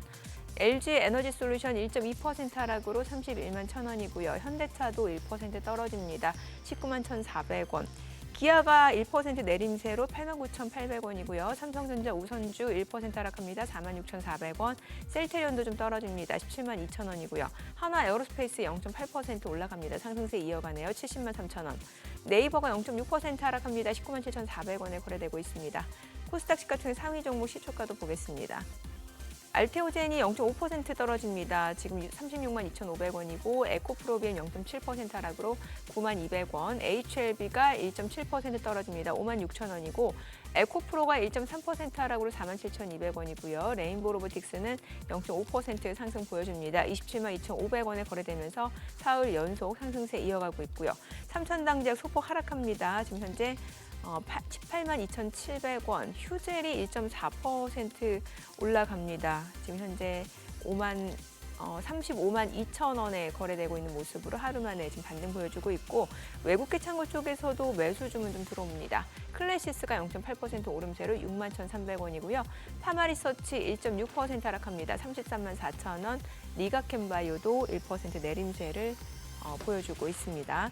오늘 시장에서 특징을 보여주고 있는 섹터 종목들 좀 체크를 해보도록 하겠습니다. 오늘 보게 되면은 글쎄요, 뭐 시장 상승을 주도하는 섹터는 없고 엔터주가 좀 올라갑니다. 어제장에서도 엔터주들 흐름이 나쁘지 않았는데 오늘 보게 되면 지금 YG 엔터테인먼트가 2.4% 상승합니다. 62,500원에 거래되고 있고요. JYP 엔터테인먼트도 0.6% 상승하면서 61,600원, SM도 1.9% 올라갑니다. 11,300원, YG 플러스도 2% 상승으로 5,200원, 하이브도 1.9% 상승하면서 24,500원에 거래되고 있습니다. 그 밖에 펜 엔터테인먼트도 1.2% 상승 보여주고 있고요. 오늘 엔터주 올라가고 있는 상황이고 오늘 외국인이 지금 매수하고 있는 종목들을 간단히 보니까 우리금융지주 순매수하고 있고요. SK텔레콤, LS일렉트릭, VT, 네이처셀 이런 종목들 좀 매수를 하고 있는 상황이고요. 오늘 정치 테마주 같은 경우는 좀 이재명 테마주로 분류되는 종목들 오리엔트전공, 형지글로벌 상승 보여주고 있습니다만 그 이전 대비로 상승폭은 조금 축소된 상황입니다. 지금 치열한 매매 공방이 좀 펼쳐지고 있다라고 보시면 될 것 같아요. 자, 수급 상황 좀 체크해 보도록 하겠습니다. 오늘 유가증권 시장에서는 개인과 기관이 삽니다. 각각 627억 원, 230억 원 순매수고 외국인은 859억 원 매도 우위 나타내고 있습니다. 코스닥에서는 개인 투자자가 132억 원 순매수, 외국인과 기관은 각각 73억 원, 44억 원 순매도를 나타내고 있습니다. 외국인 오늘 선물에서 좀 많이 파네요. 지금 2,500계약가량 지금 매도 우위를 나타내고 있습니다. 환율 체크해 보겠습니다. 달러원 환율, 간밤에 달러 인덱스가 한 101까지 내려온 상황인데 오늘 달러원 환율 16원 50전 하락한 1,450원 50전에 개장이 됐습니다. 확실히 환율 좀 많이 떨어지고 있는 상황이고 그래도 시장은 호가보다는 괜찮네요. 네. 네. 예, 그러네요. 네. 호가보다는 괜찮고 딱 거래량 얼마 되는지는 몰라도 야간 선물 정도를 반영하고 있는데 참 어제 니케이만 하더라도 어제 진짜 일봉에서 아래꼬리 긴 게 달리길래 그거 했나 바닥 잡았나 싶었는데 오늘도 1.73% 그런데 일본 니케이도 뉴욕이나 유럽 비해서 낙폭이 저 정도라는 얘기는 아시아는 얼추 좀 빠질 만큼 빠졌다라고 하는 그런 장 흐름이기도 한 것 같고 외국인들이 있다가 진짜 한 11시 이후에 매도 폭을 키우는지 아니면 매수로 도는지 요거는 오늘 정말 중요한 것 같습니다. 네. 헌재 결정 이후에 어떤 결론에 대해서 외국인들이 어떻게 반응하는지 이렇게 따지면 한 네 가지 정도 조합이 나오잖아요. 그렇죠. 한번 그렇게 해서 한번 보시면 좋을 것 같네요. 아까 우리 대표님 무슨 말씀하시다가 네, 그래서 대만의 관세가 대만에 그렇게 많은 거가 결국 미국 빅테크의 부담이 되는 거잖아요. 그렇죠. 가장 핵심적인 예. 장비에 대한 관세 비용이 커지니까. 근데 생각을 해보면 미국 빅테크의 AI 산업은 아직까지는 B2C 산업이라고 하죠. 그러니까 개인 소비자에게 전달되는 산업이 아니잖아요. 네. 대부분 B2B 산업이거나 아니면 자기네들이 뭔가의 언어 모델 개발을 위해서 투자를 하고 있는 거거든요. 그런데 이거에 대한 비용 구조가 갑자기 확 나빠지는 거죠. 그러니 실제로 AI 투자가 줄어들거나 감소하거나 우려될 수 있거든요. 근데 현재 상황은 우리가 최근에 뭐 챗 GPT에서 지브리 스타일로 사진 네. 바꿔달라는 거 그 정도만 하는 거지 아직까지 우리가 이렇게 전격적으로 사용하고 있지는 않은 거고 그러면 AI는 여전히 투자의 단계인데 이 투자의 단계에서 증시가 유지가 되려면 결국은 투자가 계속 유지돼야 되거든요. 예. 근데 이 투자가 감소될 우려가 이 관세로도 또 한 번 증폭되는 것 같으니까 지금 미국의 가장 실질적으로 핵심적인 주도주라고 할 수 있는 AI 주도주가 경기와는 그렇게 상관이 없는 산업임에도 불구하고 부진에 빠지고 있는 게 아니라는 생각이 사후적으로 이해가 돼서 제가 다시 한번 너는 아직 멀었다. 이게 사전적으로 이렇게 생각이 안 되냐 이런 생각이 들더라고요. 예. 근데 제가 이거 미리 좀 사과를 드려야 되겠습니다. 아까 자막에 뻘겋게 해서 달러당 원화값 1,450원 50전에 개장 16.5원 올라라는 자막이 나왔는데 이거는 제가 그 사과드리겠습니다. 우리 시청자 여러분들이 굉장히 혼동스러운 표현을 써버렸네요. 달러당 원화값이라는 표현 자체가 너무나 틀린 말. 이게 환율이란 것은 이게 왜 원화값입니까? 달러에 대한 값이에요. 달러의 가치가 1,450원이냐, 1,250원이냐. 1,250원 때보다 1,450원 달러 값이 달러가 비싸진 거죠. 네. 차라리 달러 값이라고 할까? 근데 이게 달러당 원화값 국내 어지간한 뭐 매체들에서 그런 식으로 하는데 왜 16.5원이 왜 오릅니까? 환율이 지금 16원 50전 떨어졌는데 이런 표현은 저희들이 이제 앞으로 SBS BG에서는 쓰지 않겠습니다. 그냥 환율이 얼마 내렸다 올랐다만 가지고도 충분히 이해하실 수가 있기 때문에 이 혼돈스러운 표현은 저희들 앞으로 쓰지 않겠습니다. 죄송합니다. 예. 환율은 내린 겁니다. 16.5원. 원화값이 올랐다? 아니죠. 원화 가치가 조금 오른 겁니다. 16원 50전. 쓸데없는 원화값, 달러값 이런 표현 외환시장에서는 안 썼으면 좋겠습니다. 다른 매체도 그래 주십시오. 원달러 쓰지 마시고 달러원이고요. N달러 쓰지 마시고 달러N이고요. 원엔 하지 마시고 N원입니다.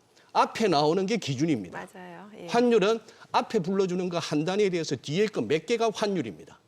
네. 죄송합니다. 늘 그렇게 왔는데 지금 가끔씩 자막이 잘못 나가네요. 네. 멘트는 그래도 저희 제대로 했어요. 네. 반론하네요. 16원 50전 하락한 이렇게 그렇죠. 예, 했습니다.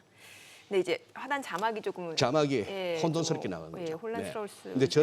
저런 표현을 대부분의 우리 국내 경제 채널에서 저렇게 쓰고 있는데 잘못된 표현입니다. 네. 기자들이 많이 반성해야겠네요. 이게 수십 년을 갖다가 그렇게 해오거든요. 아닌 거는 고쳐야 되는데 맞아요. 예, 괜히 관례적으로 써왔다 말이 안 되는 거죠. 네. 네.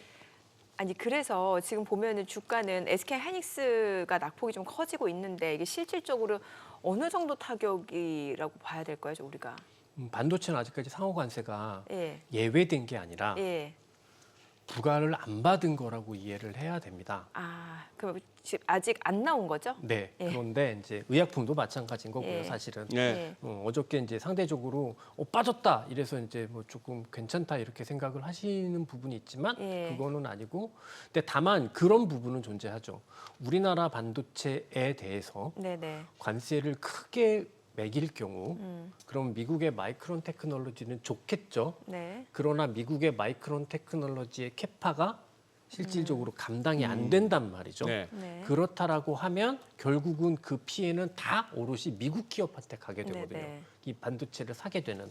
그렇기 때문에 이 반도체 같은 경우에는 충분히 우리나라가 이제 협상을 통해서 이게 결국 1등, 2등은 우리나라가 갖고 있기 때문에 네. 특히 메모리 1등, 2등은 우리나라가 갖고 있기 때문에 여기에서는 우리나라가 협상력을 가지고 기본적으로 협상을 해내야 되는 부분이라고 생각을 하고요.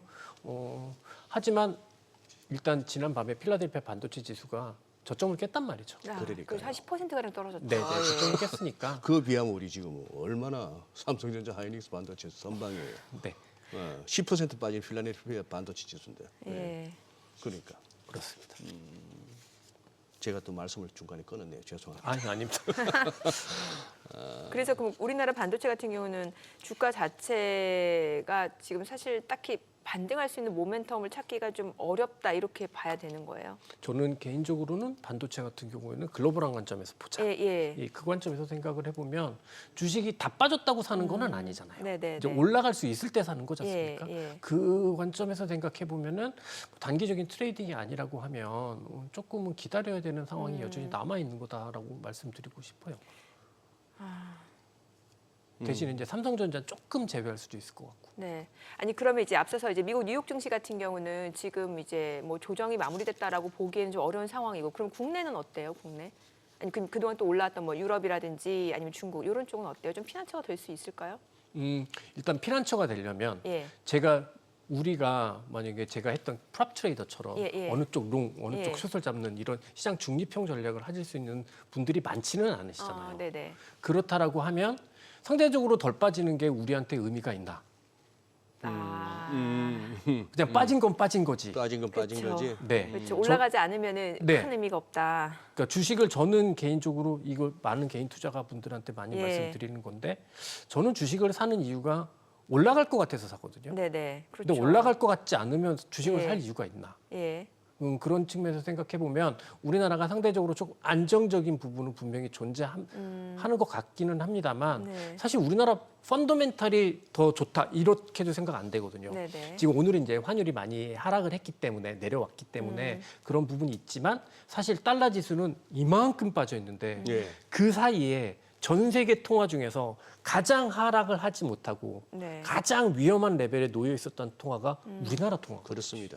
그렇다라고 하면 저는 우리나라의 매크로 펀더멘털을 주가 지수나 국채 금리로도 설명할 수 있겠지만 네. 네. 가장 잘 외국에서 볼 때는 원달러라고 생각을 하거든요. 예. 네네. 환율이라고 생각을 해보면 우리나라 매크로 펀더멘털이 다른 나라에 비해서 유달리 더 좋다라고 볼 수도 없다라고 말씀드리고 싶고요. 예. 우리나라 시장이 워낙 그동안의 퍼포먼스가 안 좋았기 때문에 지금 하락 충격 상황에서는 상대적으로 안정적일 수는 있겠으나 이게 아니 내 올라야죠. 덜 빠진다고 좋을 일은 아니잖아요. 예. 그 측면을 더 강조해서 말씀드리고 싶습니다. 지금 우리 환율, 달러 환율 자체가 뭐 전일 대비 떨어지긴 했습니다만 다른 통화들에 비해서 덜 떨어지니까 제정 환율이 엔원만 하더라도 지금 뭐 990원이라서 이러다 다시 또 100엔당 1000원 가나 싶기도 하고, 뭐 유로도 어제 하루 바짝 비싸지고 뭐 다 그랬는데 오늘 이제 약간 되돌림이 나오네요. 되돌림이 나오는데 11시 이후에 되돌림이 더 커졌으면 좋겠습니다. 네, 그렇습니다. 네. 지난번에 공매도 얘기도 해주셨잖아요. 네. 어때요? 지금 공매도 영향에 대해서는 어떻게 보세요? 일단은 공매도 영향은 일단 전체 큰 틀에서는 예. 클 수가 없다. 왜냐하면 공매도 영향이 커지려면 예. 공매도를 주 전략으로 사용하는 네. 그런 쪽에 펀드에 돈이 많아야 되는데 그게 이제 보통 보면 자산운용사에 몇 개씩 있는 에쿼티 롱숏 펀드들 이런 것들이 이제 주로 그런 네. 펀드들인데 네. 거기가 제일 돈이 안 몰리거든요. 그러니까 그러면 돈이 없으니까. 그리고 그다음에 프랍 부서 증권사 제가 네, 있었던 네. 증권사 프랍 부서에서 프랍으로 공매도를 포지션을 트레이딩을 할 수 있을 텐데 그쪽도 그렇게 많이 하지는 않는단 말이죠. 네. 규모 자체가 그렇게 네. 몇 조 단위로 크지가 않기 때문에 그러니까 전체적으로 크게 공매도 역할이 영향이 우리나라 시장에 뭔가 지배할 수 있을 거다 이렇게 보기는 어려울 것 같고요. 그다음에 또 하나는 그 많은 분들이 이제 방산, 조선 이런 주식들 많이 올랐으니까 이런 것들이 공매도 타겟이 될 거다라고 얘기를 했고 제가 지난번에 나왔을 때 절대 그러면 안 된다. 그거 아니다. 많이 오른 주식들 때리는 게 공매도 전략은 아니다라고 그래, 그 말씀드렸는데 말씀하셨죠. 예. 근데 실제로 지금 그렇게 되고 있는 것 같아서 그냥 공매도 전략은 그냥 일부 그냥 어느 순간 이렇게 투숙 나타나는 그런 정도의 이슈만 생각을 하시면 좋지 않을까 이렇게 생각을 합니다. 네. 예. 아유, 오늘은 또 생각보다 방산 뭐 어제 잘 가던 방산은 좀 뭐 주춤합니다만 그렇다고 낙폭이 뭐 우려스러울 정도는 아닌데 어떻게 2차 전지가 움직이네. 네, 오늘 2차 전지 좋아요. 좋죠. 예. 그래. 또 많이 빠진 만큼 또 기회가 있으려나? 예. 대표님 저희가 오늘 뭐 못 여쭌 거 있습니까? 준비하신 말씀 중에 아까 이제 그 정민혜 교께서. 예. 엔터 아, 좋다. 엔터. 예. 네, 전 개인적으로는 이것도 우리나라 정치 이슈 주식이다라고 생각을 하고 엔터도. 있거든요. 엔터가 엔터도. 예, 왜요? 그렇게 생각하고 있거든요. 이제 결국은 우리나라 시장에서 이제 방산조선은 많이 올라왔기 때문에 예. 그나마 그 다음으로 우리나라에서 수익률 게임이 가능한 섹터 영역이 뭘까라고 생각하면 저는 대중국 플레이라고 생각을 합니다. 제가 사실은 이제 차트를 가져왔는데 최근에 중국의 경기 상황은 굉장히 좋아요. 아. 중국의 관방 PMI 같은 경우 확실히 개선되는 모습이 있고 네. 최근에 미국 그 미시건대 심리지수 나빠지면서 뭐 미국 경기 침체 있다 네. 이렇게 이야기했었는데 똑같은 그 장강대학교에서 중국 장강대학교에서 예. 하는 심리지수 보면 이게 엄청 좋아지고 있거든요. 예, 예. 아, 그래요? 예, 그래서 중국 경기가 굉장히 좋습니다. 근데 이제 실제로 우리나라가 그동안은 현재 상황에서는 어찌 됐던 이게 맞고 틀리냐를 떠나서 대중국 무역 관계가 안 좋잖아요. 정치적인 이슈로 네, 인해서 네. 안 좋지 않습니까? 근데 만약에 오늘 같은 경우 현재 윤 대통령이 탄핵될 경우에는 미국, 우리나라와 중국과의 관계가 상대적으로 좋아질 가능성이 요만큼은 더 올라갈 수 있기 때문에 아. 그러면 최근에 중국에서도 기본적으로 한한령 해제를 네. 중국에서 먼저 이야기를 해주고 있거든요. 아. 그래서 사실 저는 엔터 같은 주식들을 오늘 셀만하다라는 생각을 하고 있었고 기대감이 존재할 만하다라는 생각을 했었기 때문에 엔터 주식 같은 경우는 대중국 관련 주식들로 봐야 될 것 아, 같다라고 그럼 오늘 결과에 따라서도 좀 향방이 또 갈릴 수도 있고. 최근 그런 흐름들이 상대적으로 기대감이 계속해서 반영되는 주가 흐름들은 있었던 것 같아요. 아, 또 그렇게도 해석이 가능하겠네요. 네, 네. 알겠습니다. 오늘 내용 잘 들었습니다. 고맙습니다. 네, 방송과 관련해서 더 다양한 정보 원하시는 분들은 카카오톡 채널에서 머니랩 검색하셔서 친구 추가하시기 바랍니다. 그리고 머니쇼가 없는 토요일에는 유튜브 채널 오전 11시부터 유튜브 채널 머니랩에서 뉴욕 증시 리뷰 또 전략까지 만나보실 수 있습니다.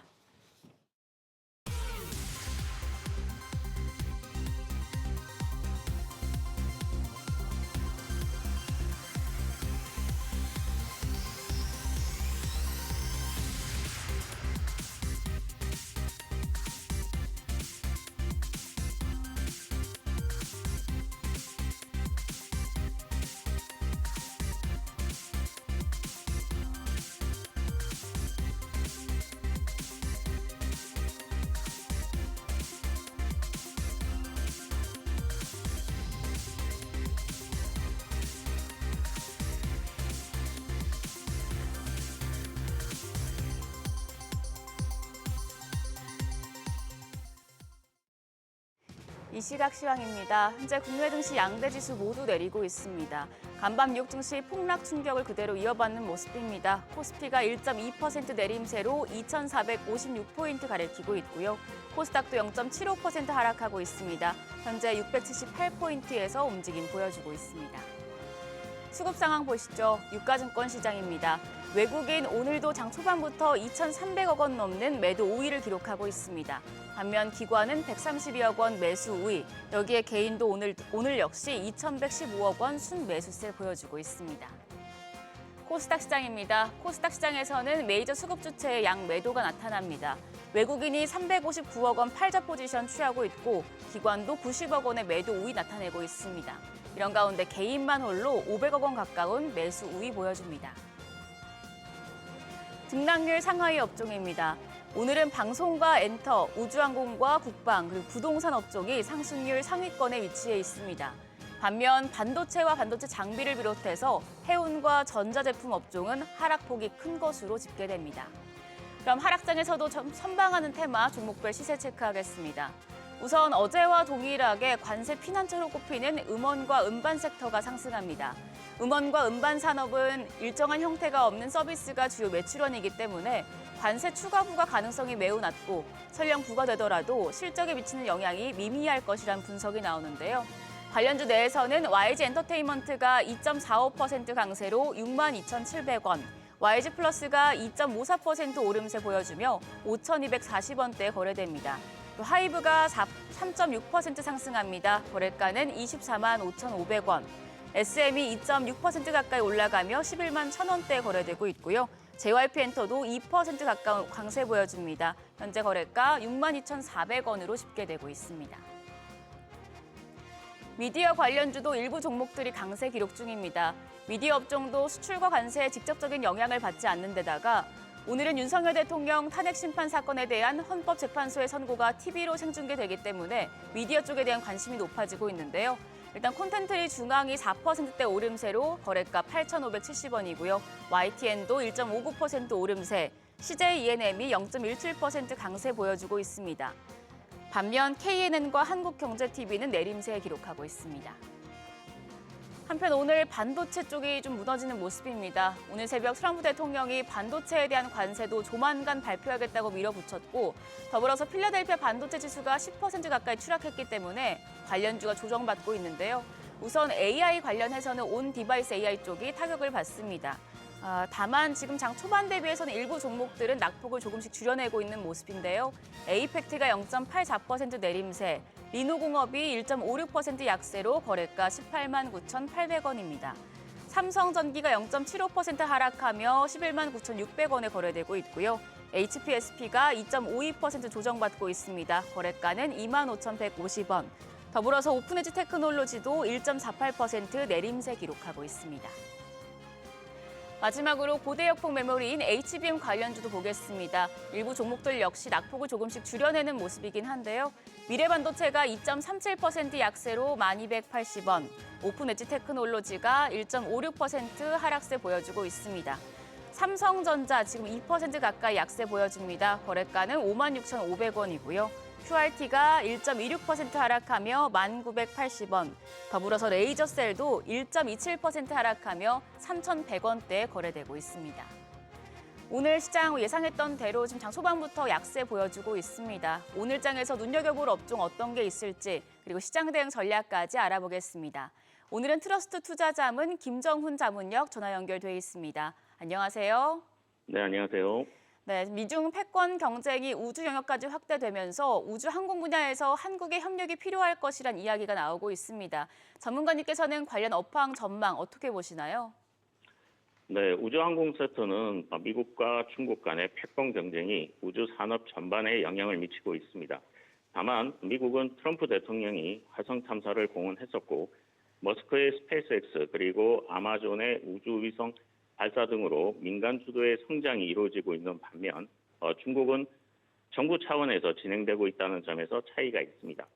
우주항공청에서는 누리호 4차 발사를 포함해서 첨단 위성 개발, 재사용 발사체 기술 확보 등 다양한 프로젝트가 진행 중이고 미국 현지 시간 4월 9일 낮 12시에 아마존이 인터넷 위성 첫 발사가 예정되면서 스페이스X와 본격적인 경쟁에 들어갈 예정이기 때문에 우주항공 섹터에 새로운 모멘텀이 만들어질 수 있어 관심이 집중될 것으로 전망됩니다.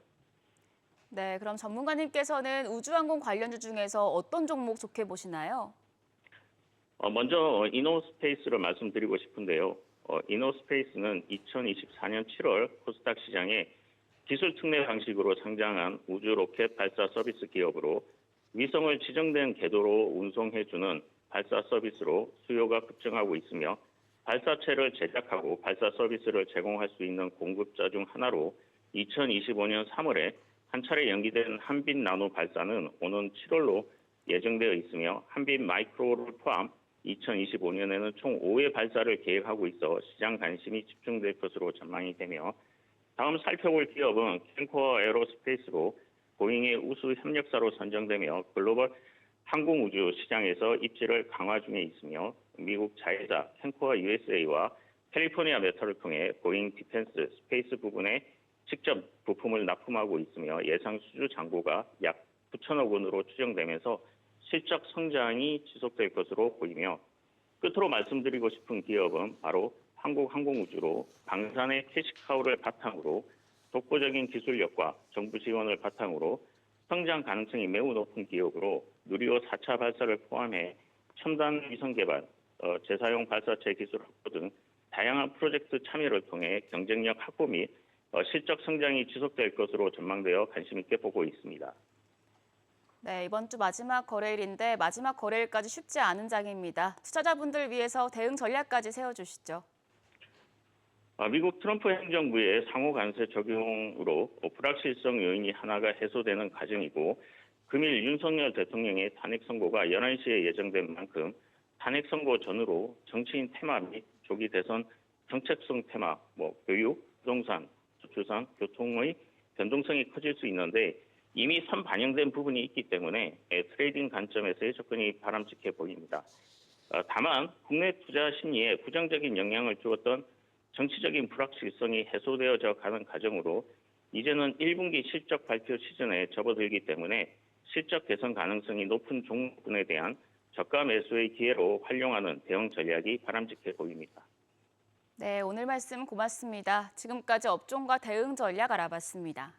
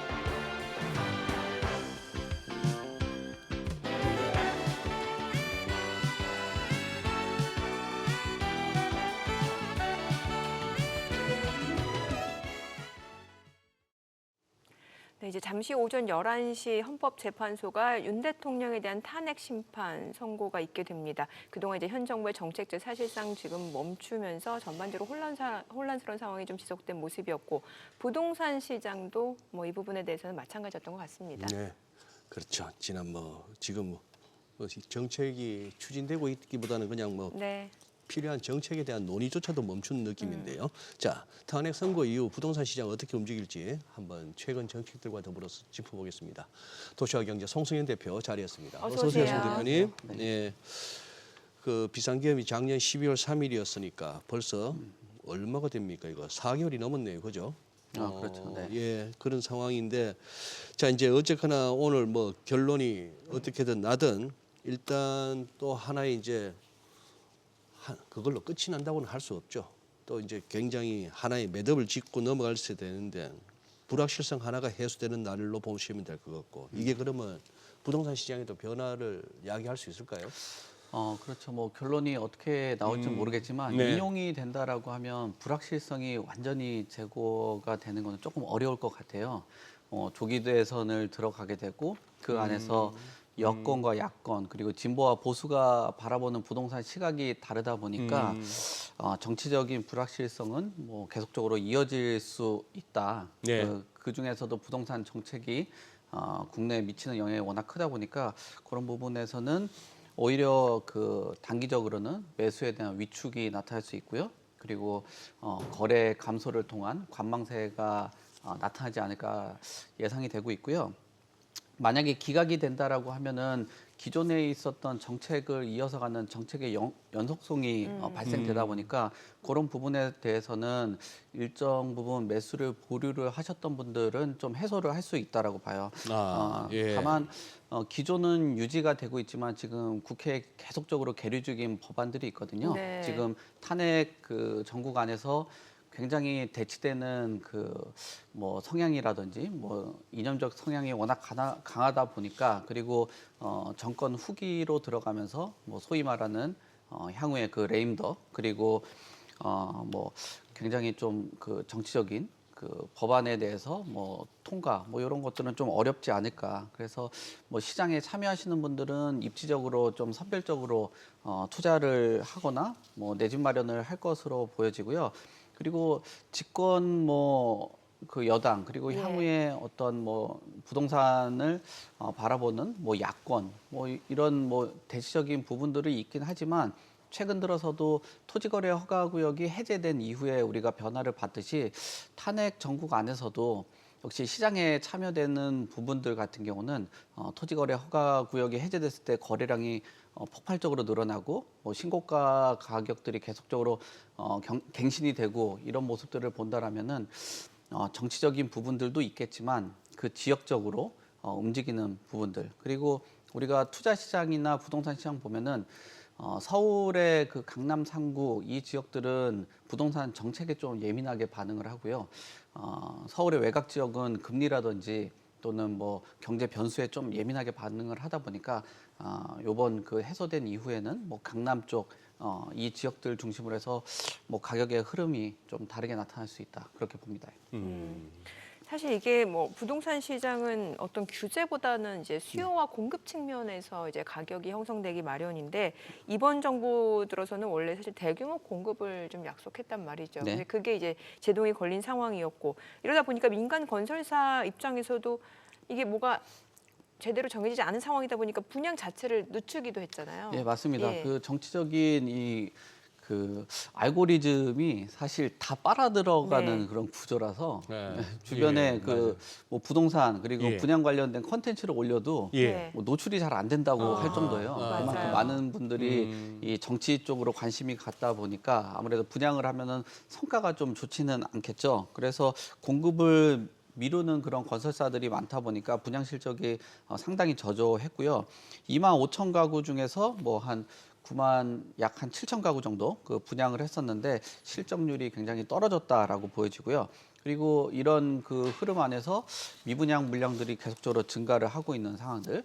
근데 앞서서도 말씀드린 것처럼 만약에 인용이 된다라고 하면은 그 기간이 분양 시기를 더 딜레이할 수 있다라는 의견들이 많이 나오고 있어요. 그래서 건설업계나 분양업계에서는 조금 기각 쪽에 조금 더 무게를 두면은 분양 시기를 좀 당길 수 있다라는 기대감들이 있고요. 수요자들 입장 안에서는 뭐 정책을 좀 바라보는 그런 시각들이 있다 보니까 만약에 그 인용이 된다라고 하면은 조금 더 관망을 하면서 부동산 시장을 가지 않을까 그렇게 보고 있습니다. 또 지금 한편으로는 그 정치적인 부분 외적으로도 부동산 시장 자체가 100억짜리 주택을 하나 사는 거는 뭐 인정이 되는데 10억짜리를 5채 사거나 10채 사는 거는 안 되는 구조잖아요. 시장 네네네. 흐름에서.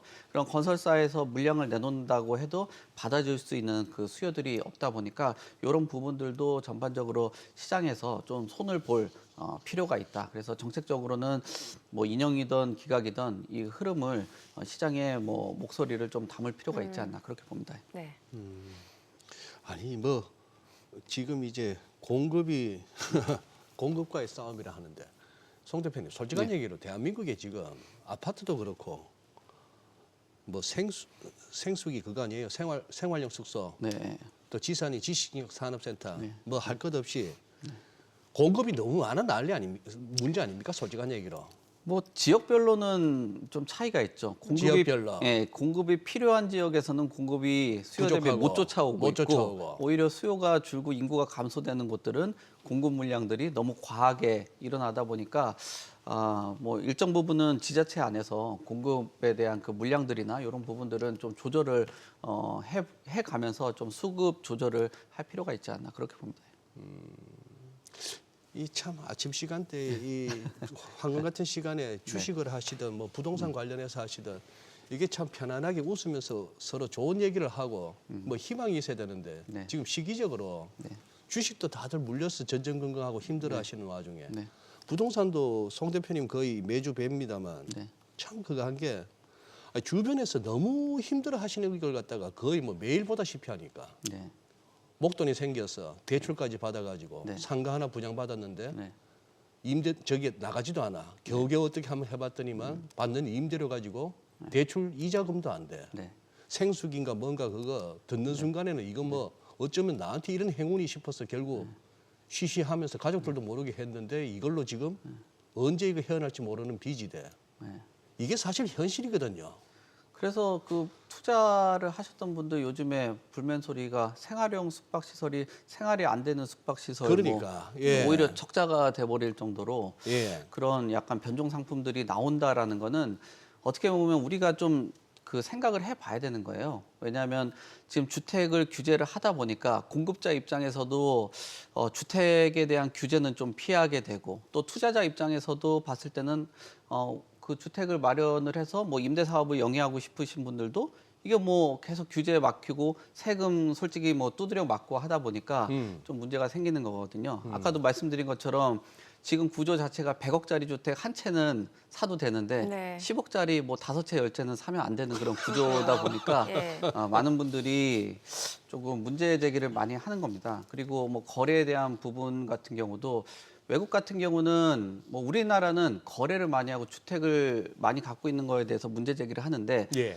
외국의 부동산 시장은 사실 거래는 좀 자연스럽다. 문제점을 네. 찾으면 그 거래 그 안에서 문제를 해결을 해야 되는 건데 우리나라는 지금 그 거래를 지금 옥죄는 부분들 그리고 주택을 취득하고 보유하는 데에 대해서 너무 과한 부분들. 뭐 싱가포르 같은 경우는 오히려 외국 투자자들 같은 경우 외국인 투자자들에 대해서 턱을 높이는 구조인데 우리나라는 네. 국내 뭐 이 그러게요. 투자자라든지 집을 사시는 분들에게는 규제 장벽을 높이고 오히려 외국 분들에게는 규제가 지금 낮춰지고 있는 이런 문제들 때문에 변종 상품도 생기고 주택 시장의 흐름도 자연스럽게 움직이지 않고 뭐 이런 문제들이 주거 정책의 철학이 그러게요. 굉장히 선진화가 아직도 안 돼 있다라고 봐야 될 것 같습니다. 맞습니다. 네, 분양가 상한제도 좀 굉장히 많은 문제가 있는 게 예. 이게 같은 단지 내에서 이제 아파트냐 오피스텔이냐에 따라서 안에 자재가 달라요. 자재가 달라. 예, 이게 오피스텔은 분양가 상한제 규제를 안 받으니까 자재가 예. 좋고 아파트는 자재가 안 좋아요.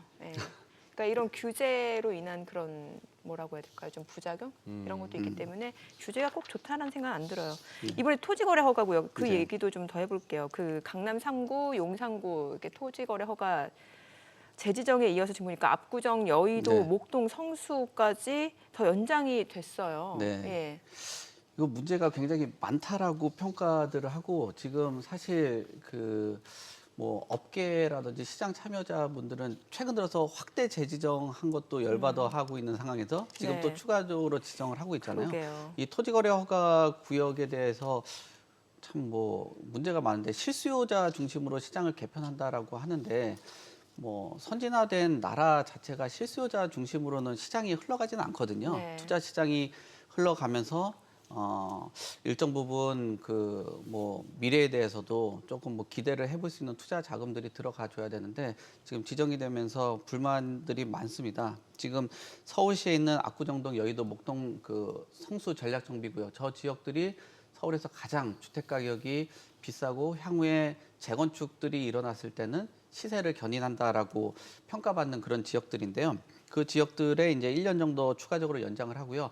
저 지역 말고도 지금 뭐 종로구에 있는 숭인동이라든지 마포 창전, 서대문, 홍은동 뭐 이런 지역들은 완전 저기하고는 좀 반대되는 지역이거든요. 근데 그 지역들도 토지거래 허가구역으로 지정을 합니다. 그러니까 가장 비싼 지역들도 저렇게 허가제로 지정을 하고 홍은동이라든지 뭐 종로의 숭인동 이런 지역들 같은 경우는 뭐 주택 가격이 굉장히 좀 반대되는 양상을 보이는 지역이거든요. 예. 그런 곳도 지금 토지거래 허가구역으로 지정을 하다 보니까 뭐 얘기들이 많은데 지금 뭐 개발에 대한 기대감들이 있고 투기가 우려가 돼서 지정을 했다라고 하는데 개발에 대한 우려가 있지만 사실 현실적으로 개발 안 되는 곳들도 있거든요. 그럼 네. 몇 년 동안 재산권 행사를 하지 못하고 향후에 뭐 지자체장이 바뀐다든지 아니면은 정책의 기조가 바뀐다든지 정권이 또 바뀌거나 또 유지가 된다든지 뭐 이런 구조 안에서 혼란이 생길 수 있기 때문에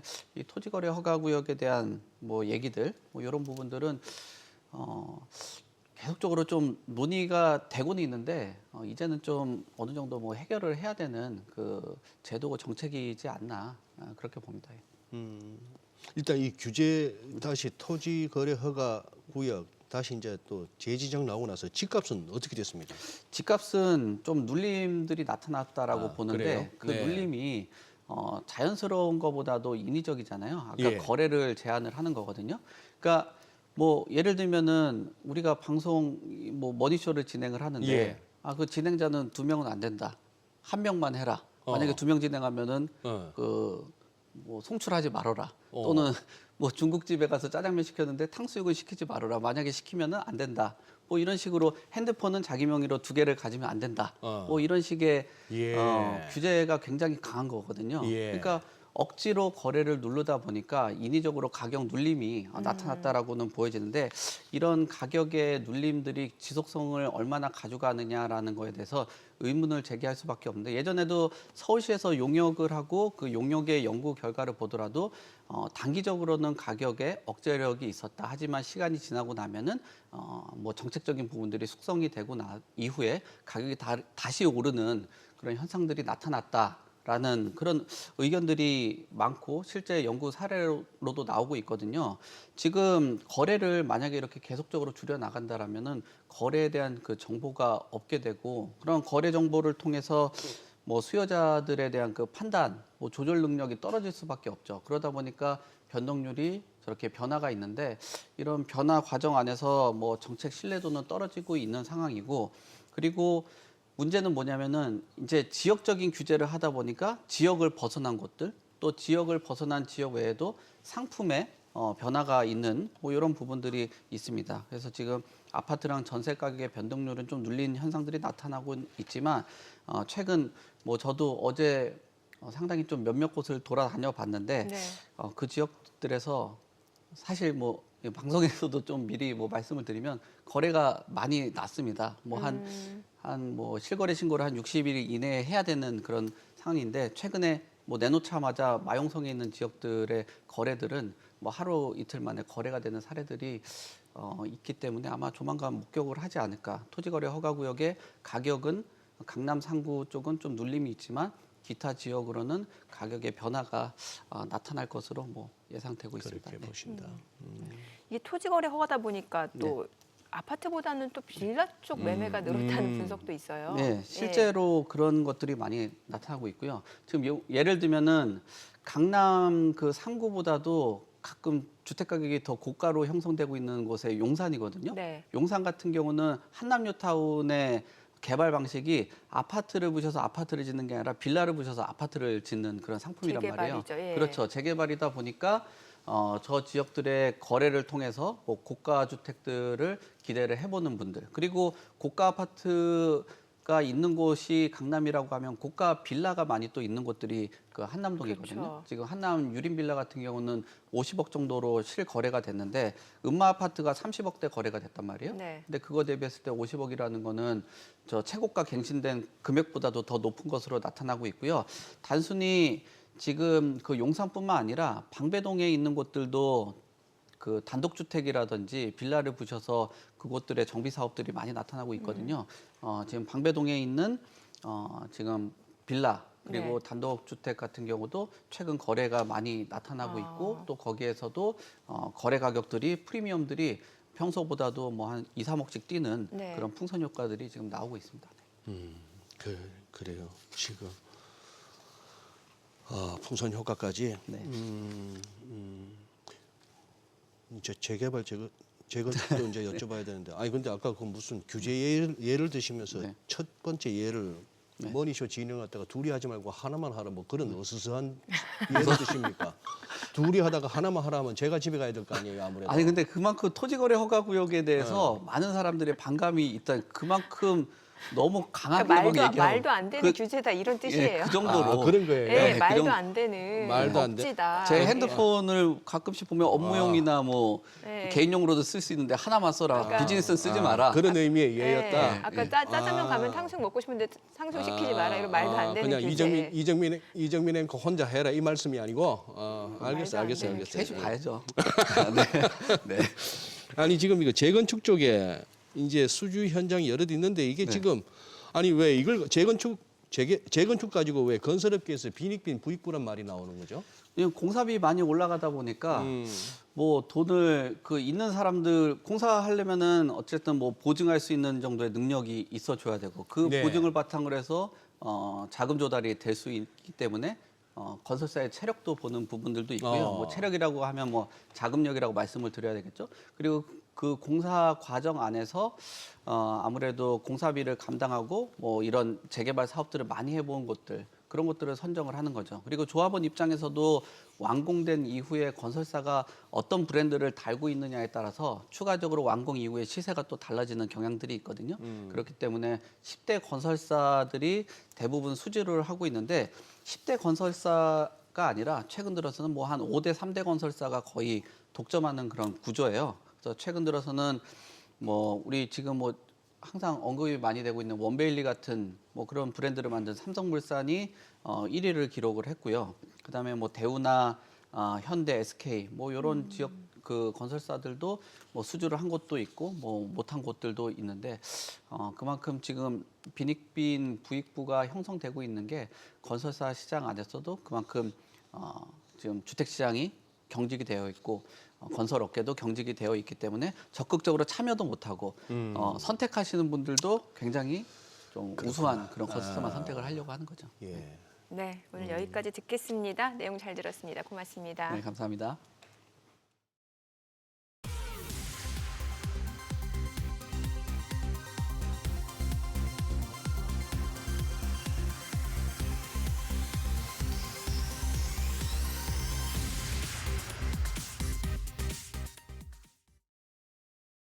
아니, 우리 시청자분들이 조금 혼란스러우실 것 같은데 소장님 오늘 막방이라고 알고 계신 분들이 꽤 계시는데 자꾸 왜 저를 집에 보내려고 그러시지, 시청자분들까지. 막방 아니고 소장님 계속 이 자리에 계시는 거고 저희가 이제 다음 주부터 예. 머니쇼 플러스 오후 방송이 새로 생깁니다.